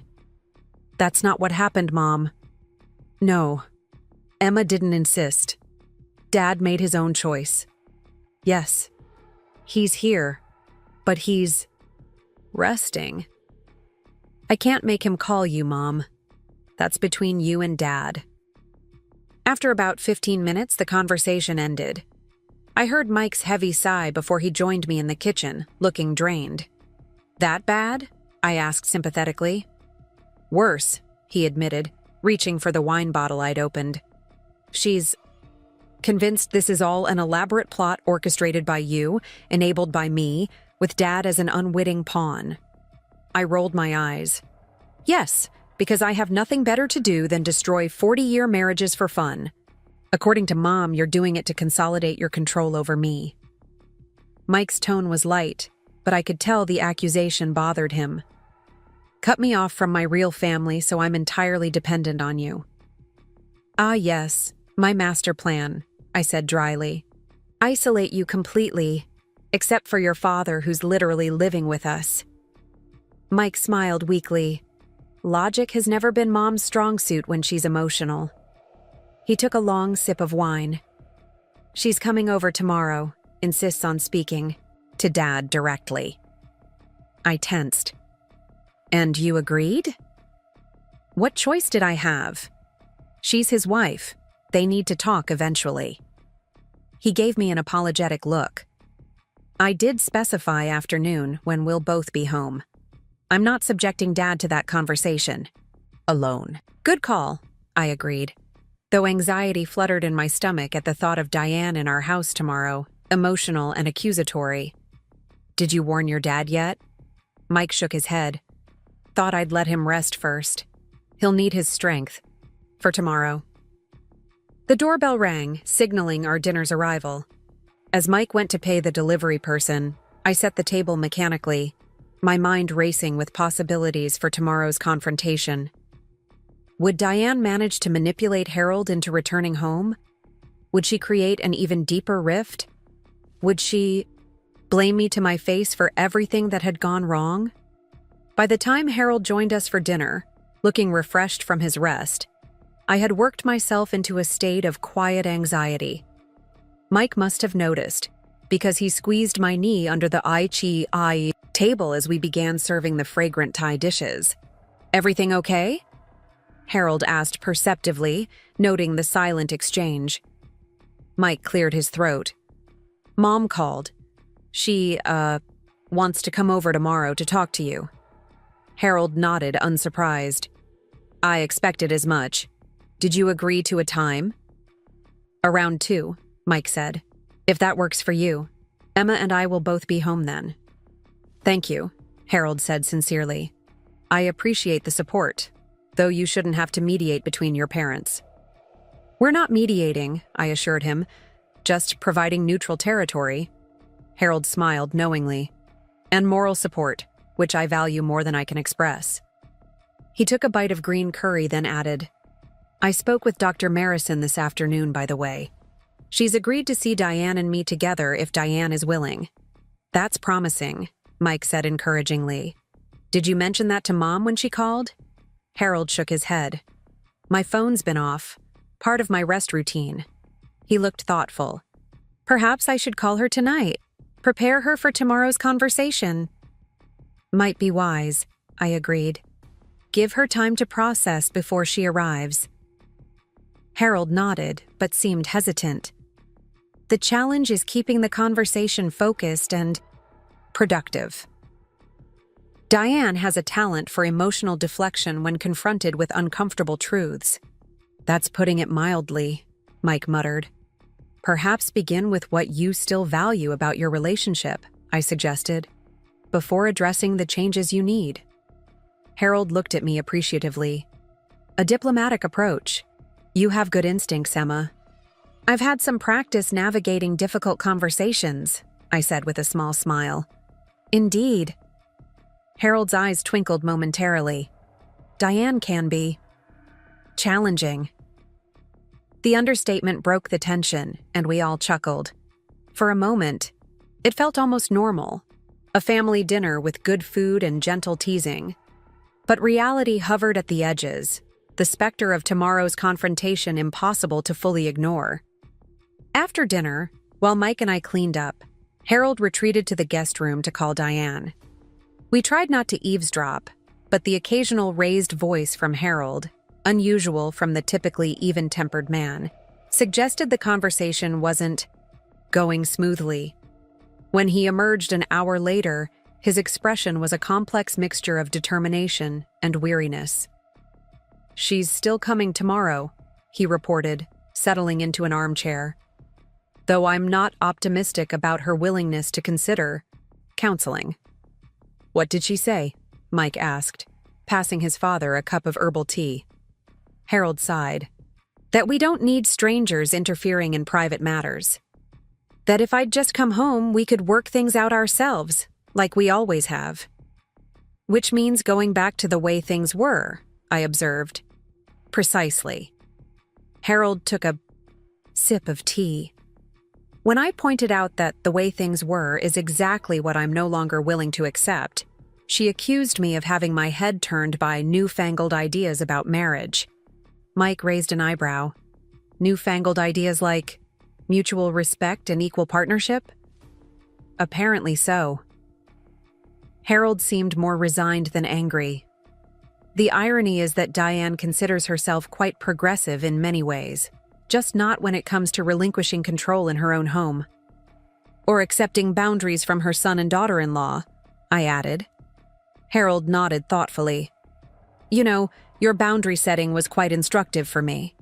Watching how Diane reacted to reasonable limits. It crystallized patterns I've observed for years but never fully acknowledged." "Glad our family drama could be educational," Mike said wryly. "More than educational," Harold corrected. "Inspirational, in a way. Seeing you two stand firm together, supporting each other." He paused, emotion briefly tightening his voice. It reminded me of what partnership should look like. I felt a surge of unexpected emotion at his words. In all the chaos of the past few days, I hadn't considered that our actions might have provided Harold with a positive model, not just a catalyst for confrontation. "Whatever happens tomorrow," Harold continued, "I want you both to know how grateful I am, not just for the room and board, but for showing me what's possible when people respect each other's boundaries." Mike looked visibly moved. "Thanks, Dad. That means a lot." We chatted a while longer, carefully steering the conversation away from tomorrow's looming meeting to lighter topics. Harold's photography hobby, a documentary series Mike had been watching, a challenging patient case I'd recently solved. It was a welcome respite from the emotional intensity of the day. Later that night, as Mike and I prepared for bed, the fullness of the situation settled over me again. "Tomorrow's going to be rough," I said as I applied moisturizer to my face. "Your mom will be coming in with 40 years of tactical experience."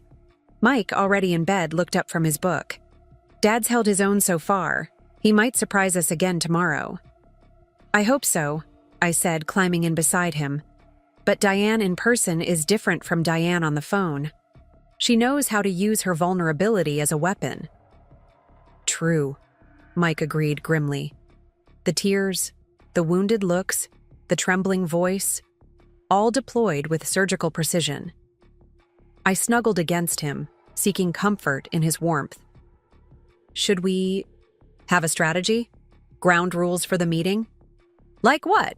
No character assassination, no rewriting history, no emotional manipulation?"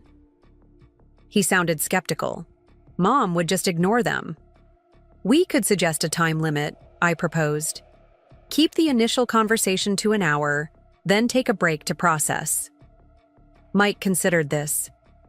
"That's not a bad idea, actually. Containment might help prevent total meltdown. And maybe designate the dining room as the conversation space," I added. "Keep the rest of the house as neutral territory." "Setting boundaries again?" Mike observed with a small smile. "It's almost like you've learned something from all This. I nudged him playfully. Very funny. I'm serious, though. Structure might help keep things from spiraling tomorrow. You're right, he acknowledged. I'll talk to Dad in the morning, see if he has preferences about how to structure the conversation. He kissed the top of my head. Now try to sleep. Tomorrow will come whether we're rested or not. Despite his advice, sleep proved elusive. I found myself replaying possible scenarios for tomorrow's confrontation, imagining Diane's accusations and my responses, Harold's stance, and Mike's interventions. By the time I finally drifted off, my mind had constructed and deconstructed a dozen versions of the coming drama. Morning arrived too quickly. I woke to find Mike already up and moving quietly around the bedroom, trying not to disturb me. "Time is it?" I mumbled, reaching for my phone. "Just after 8, he whispered. "Go back to sleep if you want. Dad's already up, making coffee." I sat up, instantly alert. Harold's making coffee? Should he be doing that with his recovery? Mike smiled. Apparently, his doctor specifically encouraged normal activities, and he says making breakfast was always his domain before the stroke. Mom just took it over afterward and never gave it back. Another small revelation about their marriage dynamics. I wondered how many more such insights would emerge in the coming days. "I'll be down in a minute," I said, reaching for my robe. "We should talk about today before work." In the kitchen, Harold was indeed manning the coffee maker with surprising dexterity, considering his recent health challenges. He'd also toasted bagels and sliced fruit, arranging everything neatly on the breakfast bar. "Good morning," he greeted me cheerfully. "I hope you don't mind me commandeering your kitchen. It feels good to be useful." "Not at all," I assured him, accepting the mug of coffee he offered. "This is a treat."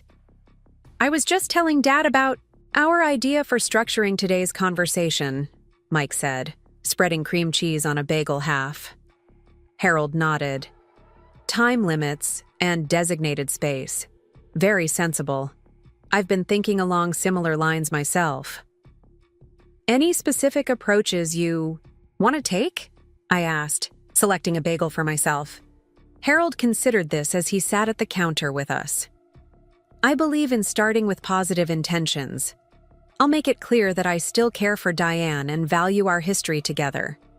But I'll also be firm about my need for change and respect." "And if she gets emotional or accusatory?"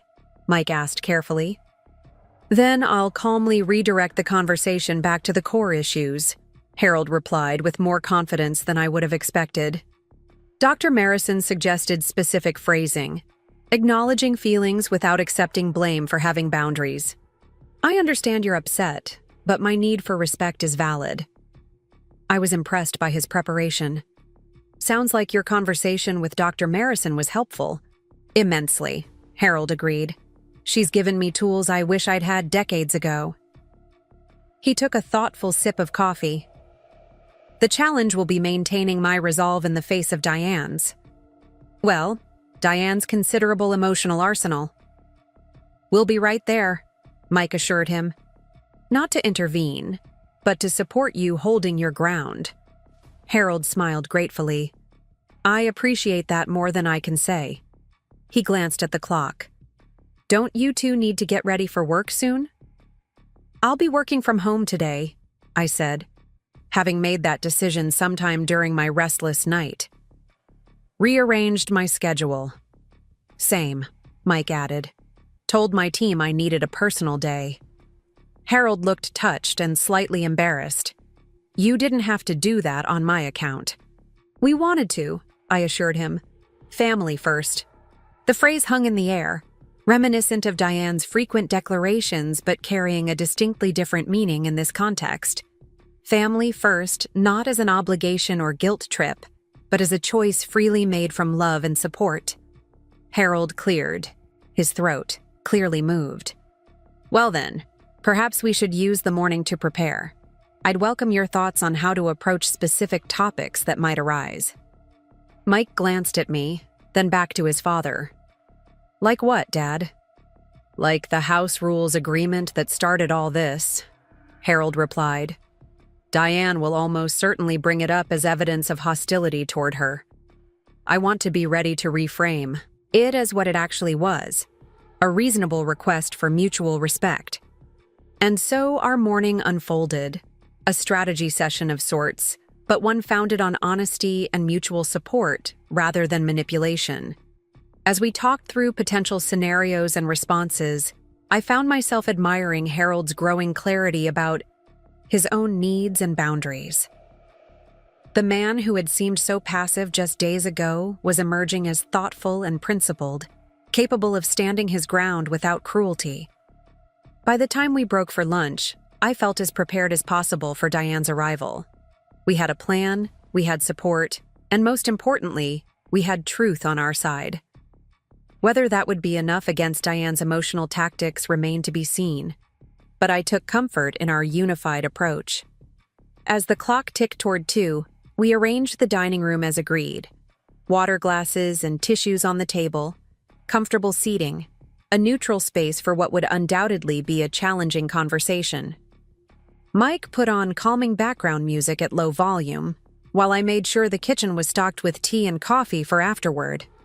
At precisely 1:55, Harold took his place at the table, his posture straight, his expression composed. Mike and I exchanged a glance, both recognizing the courage this moment required from him. "Whatever happens," Harold said quietly, "thank you both for creating a space where truth can be spoken." Before either of us could respond, the doorbell rang. 5 minutes early. Typical Diane asserting control from the outset. Mike squeezed my hand once before going to answer the door. I took a deep breath and prepared to face my mother-in-law, whose imminent arrival felt less like a family visit, and more like the opening salvo in a battle for the very definition of family itself. The moment Mike opened the door, Diane swept in like a perfectly coiffed hurricane. Her designer pantsuit was immaculate as always, but her eyes were rimmed with redness that her careful makeup couldn't quite conceal. "Where is he?" she demanded, without preamble, not even acknowledging my presence in the hallway. "Hello to you too, Mom," Mike said with remarkable patience. "Dad's waiting in the dining room."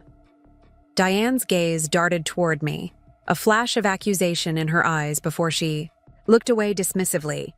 "I prefer to speak with my husband privately." "That's not how this is going to work," Mike said firmly. "We agreed to meet here, in a neutral space, with Emma and me present." "Neutral?" Diane scoffed. "There's nothing neutral about this house or your wife's involvement." I bit back a retort, reminding myself that escalating tensions wouldn't help anyone. "Would you like some water before we sit down, Diane?" She ignored me completely, already moving toward the dining room with the determination of a general, advancing on enemy territory. Mike shot me an apologetic look as we followed. Harold rose when Diane entered, his posture straight but his expression gentle. "Diane, thank you for coming." She stopped short, as if surprised by his composure. Perhaps she'd expected to find him diminished somehow, regretful or uncertain. Instead, he stood tall, leaning only slightly on his cane, meeting her gaze steadily. "Harold," she said after a moment, her voice softening to the wounded tone I recognized as the opening move in her emotional strategy. "What are you doing? Why are you putting us through this?" "Please sit," Harold said, gesturing to the chair across from him. "I think we have a lot to discuss."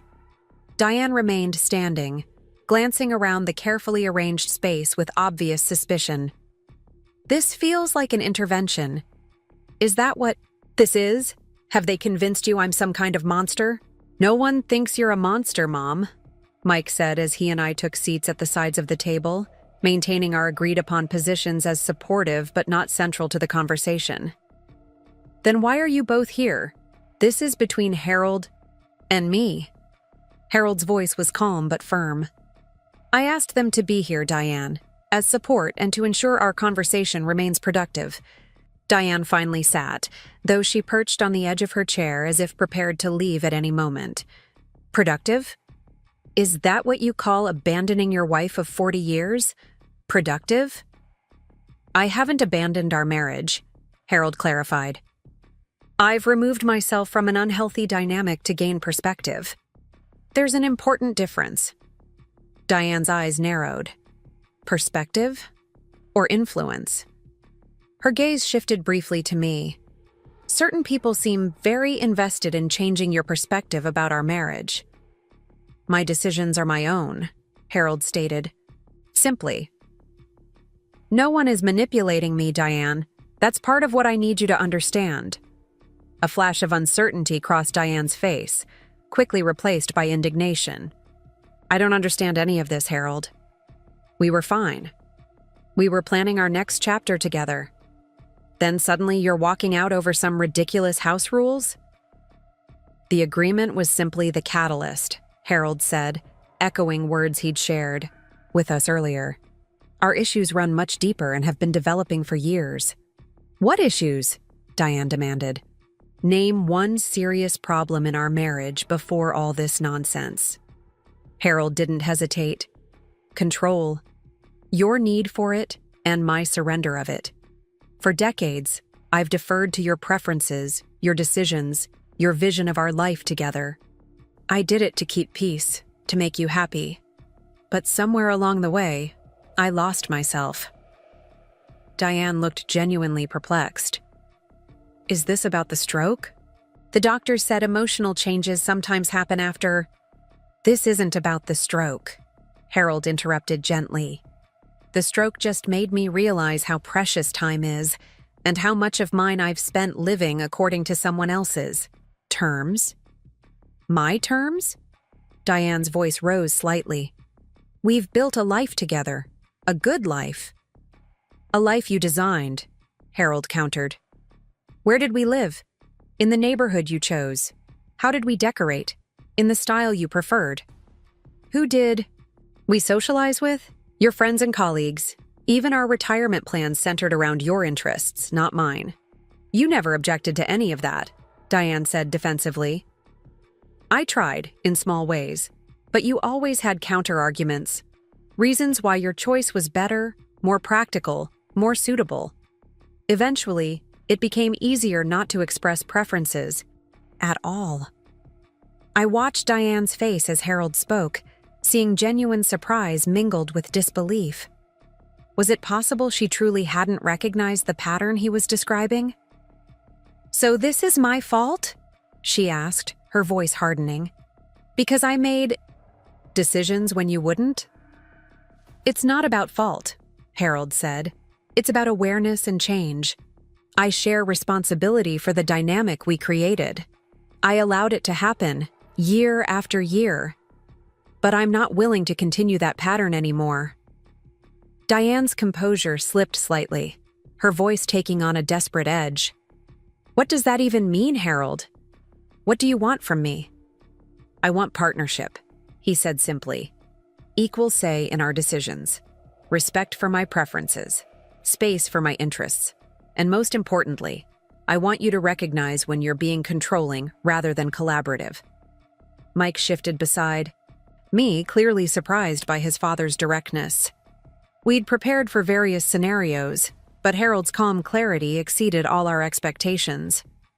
Diane sat back in her chair, actually speechless for a moment. When she recovered, her approach shifted.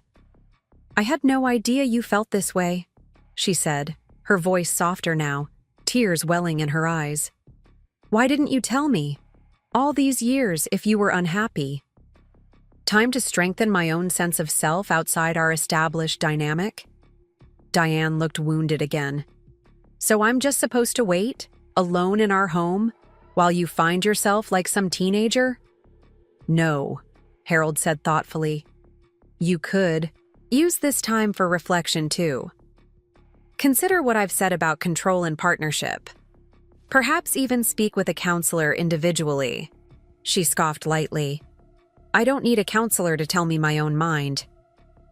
Then reflect in your own way, Harold suggested. But please truly reflect, Diane, on the patterns in our relationship, on how we both contributed to them, on whether You're willing to create something different moving forward. The conversation continued for another hour, cycling through Diane's various emotional states: hurt, defensiveness, anger, confusion, occasional moments of genuine reflection. Throughout it all, Harold maintained his compassionate firmness, neither yielding his position nor attacking hers. Mike and I remained mostly silent, speaking only when directly addressed, offering water or tissues as needed. I was struck by the profound reversal unfolding before us. The woman who had arrived expecting to reclaim control of her husband was instead being gently but firmly guided towards self-examination. Eventually, Diane glanced at her watch. "I should go. Olivia's expecting me back for dinner." "Of course," Harold said. "Thank you for coming today, Diane. For listening, even when it was difficult." She stood, gathering her purse with slightly trembling hands. When might you decide about coming home?" "I'm not setting an arbitrary timeline," Harold replied. "But I'd like to check in again in a week. Perhaps we could meet at a cafe next time? Neutral ground for both of us." Diane nodded stiffly. "Fine, you have my number." The formal response couldn't quite mask the vulnerability beneath. "I'll walk you out," Mike offered, rising to accompany his mother to the door. As they left the dining room, Harold exhaled slowly, the first sign of fatigue he'd shown throughout the intense conversation. "You did wonderfully," I told him quietly. "Your clarity was remarkable." He smiled tiredly. "Thank you, Emma, for the support and for the space to have this conversation. It wasn't easy, but it felt necessary." "Right." Mike returned a few minutes later, his expression thoughtful. "Mom's gone. She was pretty quiet on the way out." "Processing, I hope," Harold said, rather than planning countermeasures. Mike smiled faintly at his father's insight. "You know her well." 40 years, Harold replied simply. "I may have surrendered too much control, but I was always observing, understanding." I stood, suddenly aware of how emotionally drained we all must be. "I'll make some tea, or something stronger, if preferred." "Tea would be perfect," Harold said appreciatively. "And perhaps we could order dinner in again tonight? I find I don't have the energy for much else." The evening passed. Quietly, all three of us somewhat subdued after the emotional intensity of the afternoon. Harold retired early, leaving Mike and me alone in the living room, mulling over the day's events. "I've never seen Mom like that," Mike said as we curled together on the couch. "So? Thrown off balance? Vulnerable?" "Your dad's clarity seemed to surprise her," I observed. "Like she genuinely hadn't realized how he felt all these years." Mike nodded slowly. "I think that's possible. Mom lives so much in her own perspective, she might truly not have seen the impact of her behavior." "Do you think she'll agree to counseling?" He considered this, absently stroking my hair. "A week ago, I'd have said absolutely not. Now." He shrugged. "Maybe. She definitely wasn't prepared for Dad's firmness." "He's changed so much in just a few days," I marveled. "Or maybe he hasn't changed at all, just finally revealed who he's always been underneath." "Either way," Mike said thoughtfully, "I'm proud of him. Standing up for himself couldn't have been easy after so many years." "Like father, like son," I said softly, squeezing his hand. "You stood up for us too, when it mattered, against considerable pressure." He kissed the top of my head. "Best decision I ever made. After marrying you in the first place, of course." The next week unfolded in an unexpected rhythm. Harold settled into our home with remarkable ease, contributing to household tasks, respecting our space, and sharing insightful conversations over meals. He attended 2 individual counseling sessions with Dr. Marison, returning from each looking simultaneously drained and fortified. Diane called Harold daily, their conversations gradually evolving from strained and brief to somewhat more substantial. She hadn't yet agreed to counseling, but hadn't refused outright either. Progress of a sort, according to Harold. Olivia remained, firmly in her mother's camp, sending Mike accusatory texts that he mostly ignored, though I knew they bothered him more than he admitted. The family fracture was painful for him, especially when his sister began involving extended family, sharing her version of events with cousins and family friends. "Let her talk," Harold advised when Mike mentioned this concern. "People who truly know us will reserve judgment. Those who don't." He shrugged philosophically. "Their opinions matter less than our truth." On the 7th day after Diane's visit, Harold announced his intention to find his own apartment. "You've both been incredibly generous," he told us over breakfast. "But I think it's time I established some true independence, at least temporarily." "You're welcome to stay longer," I assured him, surprised by how much I'd come to enjoy his presence in our home. "It's no imposition." "I know," he said, smiling warmly, "and that means more than I can express. But this isn't just about convenience. It's about my journey. I need to experience standing completely on my own, making my own choices, creating my own space, without either Diane's influence or your support." Mike looked both proud and concerned. "Are you sure you're ready health-wise? It's only been a few months since the stroke." "Dr. Patel gave me a clean bill of health last week," Harold reminded him. "Said my recovery has been remarkably swift. Besides, I'm not planning to climb mountains, just live independently in a single-level apartment with proper safety features." We couldn't argue with his reasoning, though the prospect of his departure created a surprising pang. In just a week, Harold had become an integral part of our household.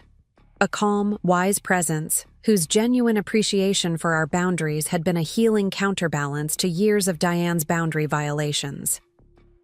"Will you tell Mom?" Mike asked. Harold nodded. "At our meeting tomorrow, which reminds me, would either of you be willing to help me look at apartments this afternoon? I've made appointments to see 3 places near the community college." "Of course," I said immediately. "I can rearrange my telehealth sessions." "I'll come too," Mike added. 3 sets of eyes are better than 2. Harold looked genuinely touched. "Thank you both, for everything." The apartment hunt proved surprisingly enjoyable. Harold approached each property with thoughtful consideration, asking insightful questions about lease terms and community amenities. By day's end, he'd settled on a bright 1-bedroom in a modern building with an elevator, accessible bathroom features, and a community garden he seemed particularly drawn to. "I think I could be happy here," he said as we stood on the small balcony overlooking the garden. "At least while I figure out next steps." "It's perfect," I agreed, noting the natural light and open floor plan that would accommodate his mobility needs. "When can you move in?" "They mentioned availability next week," Harold said. "I'll need to purchase some basics: bed, sofa, kitchenware, nothing extravagant." "We can help with that too," Mike offered. "Weekend shopping trip?" Harold nodded gratefully. "I'd appreciate the company, and perhaps some guidance on contemporary furniture styles. I fear my taste is somewhat dated." "We'll introduce you to the wonders of mid-century modern," Mike teased. "Very hip for the distinguished gentleman." The light moment was interrupted by Harold's phone ringing. He checked the screen. "It's Diane. I should take this." Mike and I moved inside the empty apartment, giving him privacy on the balcony. Through the glass door, I could see Harold's expression shift from relaxed to serious as the conversation progressed. When he rejoined us several minutes later, his face was unreadable. "Everything okay?" Mike asked cautiously. "Interesting timing," Harold said. "Diane's agreed to counseling. 1 session, she emphasized, to see if it has any merit." "That's progress," I noted, genuinely surprised by the concession. "Indeed." Harold looked thoughtful. She also asked if I'd made any decisions about our future. I told her about my plan to rent an apartment. How did she take that? Mike asked. Better than expected, actually. Harold seemed mildly puzzled. She said perhaps some structured separation might help clarify things for both of us. Not at all the resistance I anticipated. On the drive home, Harold elaborated on his conversation with Diane. Something in her tone had shifted, he explained. Less desperate, more thoughtful. She'd mentioned speaking with her sister, who had apparently offered some surprisingly insightful perspectives on their situation. Claire always was the more introspective sister, Harold noted. Divorced twice herself, but remarkably wise. About relationships in retrospect. I'm glad Diane reached out to her. The next day, Harold met Diane at Riverside Bistro as planned. He returned looking contemplative but not distressed. She's different, he reported as we shared dinner that evening. More willing to listen, less quick to defend.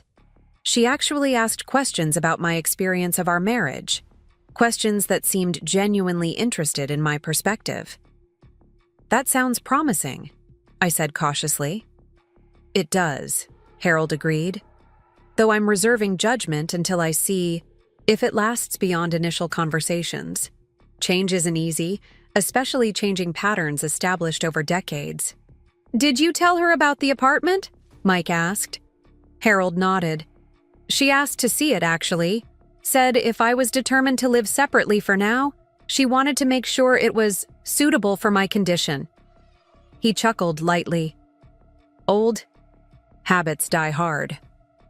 But when I pointed out the controlling nature of that statement, she caught herself. Actually apologized. Mike and I exchanged surprised glances. Diane Chen, apologizing for being controlling? It seemed almost unbelievable. And the counseling? I prompted. Scheduled for next Tuesday, Dr. Marison's office. Harold looked, simultaneously hopeful and apprehensive. A step forward, at least. The following week brought a flurry of activity as we helped Harold prepare for his move. Shopping for furniture and household essentials, setting up utilities, packing the few belongings he'd brought to our house. Through it all, Harold maintained a quiet excitement, like someone embarking on a long-anticipated adventure. Diane called. Daily, her conversations with Harold growing longer and less tense. She even spoke briefly with Mike once, her tone noticeably less accusatory than in previous interactions. She didn't ask to speak to me, but neither did she make disparaging remarks about my influence, progress of a sort. The day before Harold's scheduled move, Olivia appeared unexpectedly at our door. Mike answered, his expression guarded as he invited his sister inside. I'm not staying, she said stiffly. I just came to drop this off for Dad. She held out a small gift bag. From Mom, for his new apartment. Mike accepted the bag with surprise. That's thoughtful. Dad's out with Emma picking up some final items, but I'll make sure he gets it. Olivia nodded, clearly uncomfortable. How is he, really? The genuine concern in her voice softened Mike's stance slightly. He's good, Liv. Excited about his new place. Looking forward to their counseling session. Mom mentioned that, Olivia said, her tone unreadable. Counseling, at their age. It's never too late to improve communication, Mike pointed out, mildly. Olivia studied her brother's face for a moment. You really believe all this is for the best, don't you?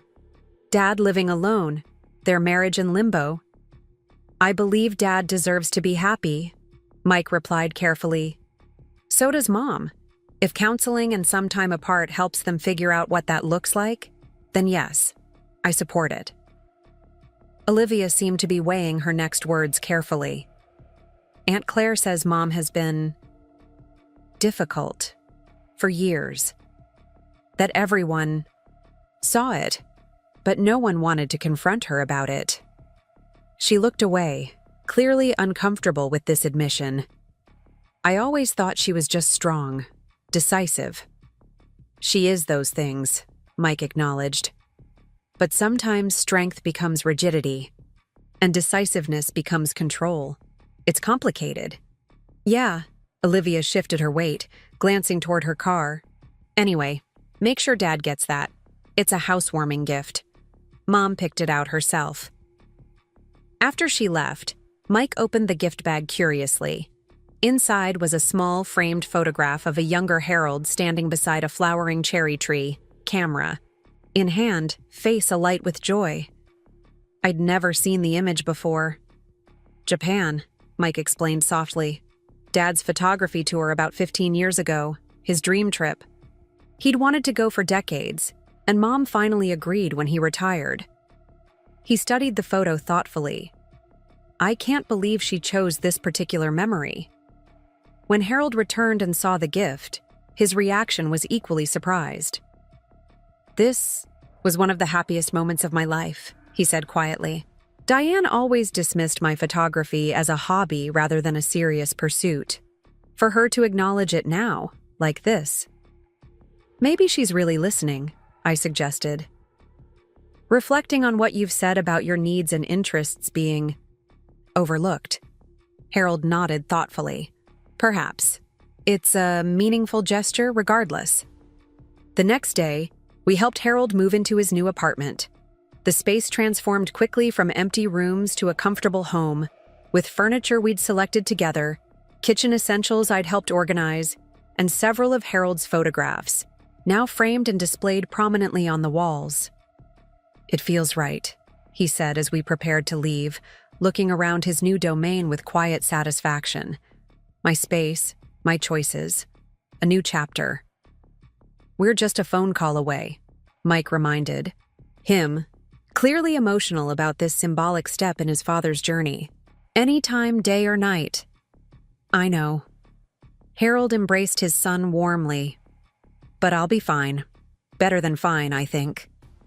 He turned to me next, his hug equally affectionate. Thank you, Emma, for the house rules contract that started all this, and for everything since.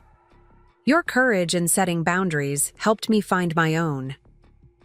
I never expected it to lead here, I admitted, but I'm glad if it helped. More than you know, Harold assured me. As Mike and I drove home, our house felt strangely empty without Harold's calming presence. We'd grown accustomed to his morning coffee ritual, his thoughtful observations, his gentle humor. But underneath the mild sense of loss was a deeper feeling of rightness, the satisfaction of having supported someone we cared about through a crucial transition. Do you think they'll work it out?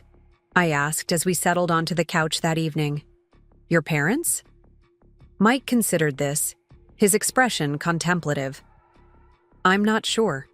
Dad seems committed to change, and Mom seems, at least open to considering it. But 40 years of patterns don't transform overnight.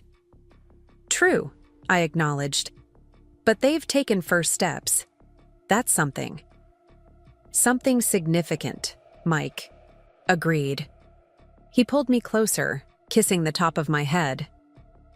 Speaking of significant, I've been thinking about our house rules contract, the document that launched 1,000 family revelations.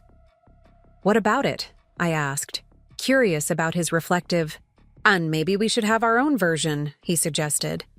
Not because we need it for conflict resolution, but as a proactive commitment to communication and mutual respect, a blueprint for the marriage we want to build.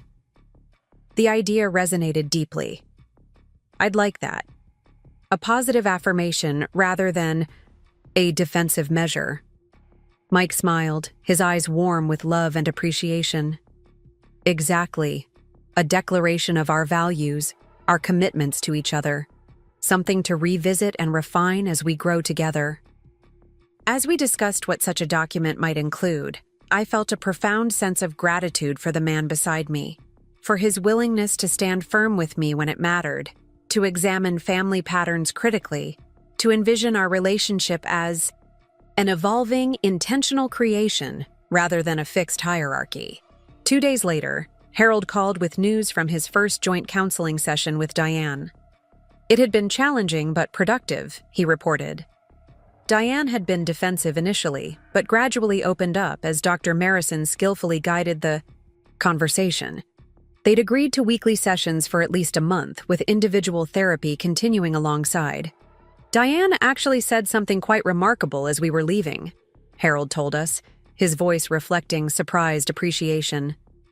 She said she'd never realized how much her need for control had limited both our lives, that she's beginning to understand why I felt diminished. That's huge, Mike said, clearly stunned by his mother's insight. Did it seem genuine? I believe it was, Harold replied thoughtfully. Diane has many faults, but dishonesty isn't among them. If she's acknowledged a problem, it's because she truly recognizes it. The weeks that followed brought gradual, cautious progress. Harold settled into his independent life with surprising ease, joining a photography club at the community center, reconnecting with old colleagues, even volunteering at the local library. He and Diane continued their counseling, sometimes reporting breakthroughs, other times setbacks. Olivia began calling Mike more regularly, her initial hostility slowly giving way to cautious curiosity about their parents' evolving relationship. She even sent me a brief but civil text on my birthday, a small gesture that nonetheless signaled a potential thawing. 3 months after Harold's move-out day, he invited us to dinner at his apartment. When we arrived, we were surprised to find Diane already there, arranging flowers on the dining table she'd apparently helped Harold select. Emma, Michael, she greeted us with noticeable effort at warmth. Harold's made his famous paella. I brought dessert. The evening that followed was surreal in its relative normalcy. Conversation flowed more easily than I would have expected, focusing mainly on neutral topics: Harold's photography exhibition at the community center, Mike's new project at work, my recent professional certification. Diane seemed different, still.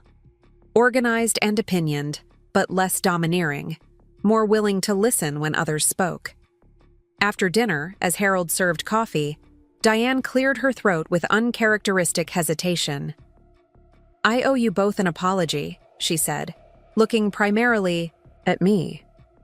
My behavior regarding the living arrangement was controlling, disrespectful of your home and boundaries. I see that now. I nearly dropped my coffee cup in shock. Mike looked equally stunned. Thank you, Diane, I managed after a moment. That means a lot. She nodded stiffly, clearly uncomfortable, with the vulnerability of apology but determined to push through. Well, it needed to be said. Dr. Marison has been quite insistent about acknowledging impact. Harold smiled slightly at this, exchanging a knowing glance with us. Diane might be changing, but her fundamental nature, direct, somewhat awkward with emotion, remained intact. As we prepared to leave that evening, Diane mentioned casually that she and Harold had plans to attend a photography exhibit together that weekend. His work is actually quite good, she observed with what seemed like genuine appreciation. I never really looked properly before. On the drive home, Mike and I processed the unexpected evening. Did that really happen? I asked, still slightly dazed. Did your mother actually apologize to me and compliment your dad's photography? Apparently, Mike said, sounding equally bewildered. Dad said they were making progress in counseling, but I didn't expect that. Do you think they'll reconcile? Move back in together? Mike considered this. Maybe eventually. But honestly, I think Dad's enjoying his independence, and Mom might need more time to truly change her patterns. A new normal, I suggested. Different from before, but potentially healthier for both of them. Exactly. Mike reached for my hand across the console. Speaking of new normals, how about we work on that relationship blueprint this weekend? Our own family living agreement, focused on the future we want to build. I'd like that, I agreed, squeezing his hand. Just promise me one thing. Anything. If I ever start acting like your mother, trying to control everything, dismissing your preferences, you'll call me on it immediately. Mike laughed. Same goes for me.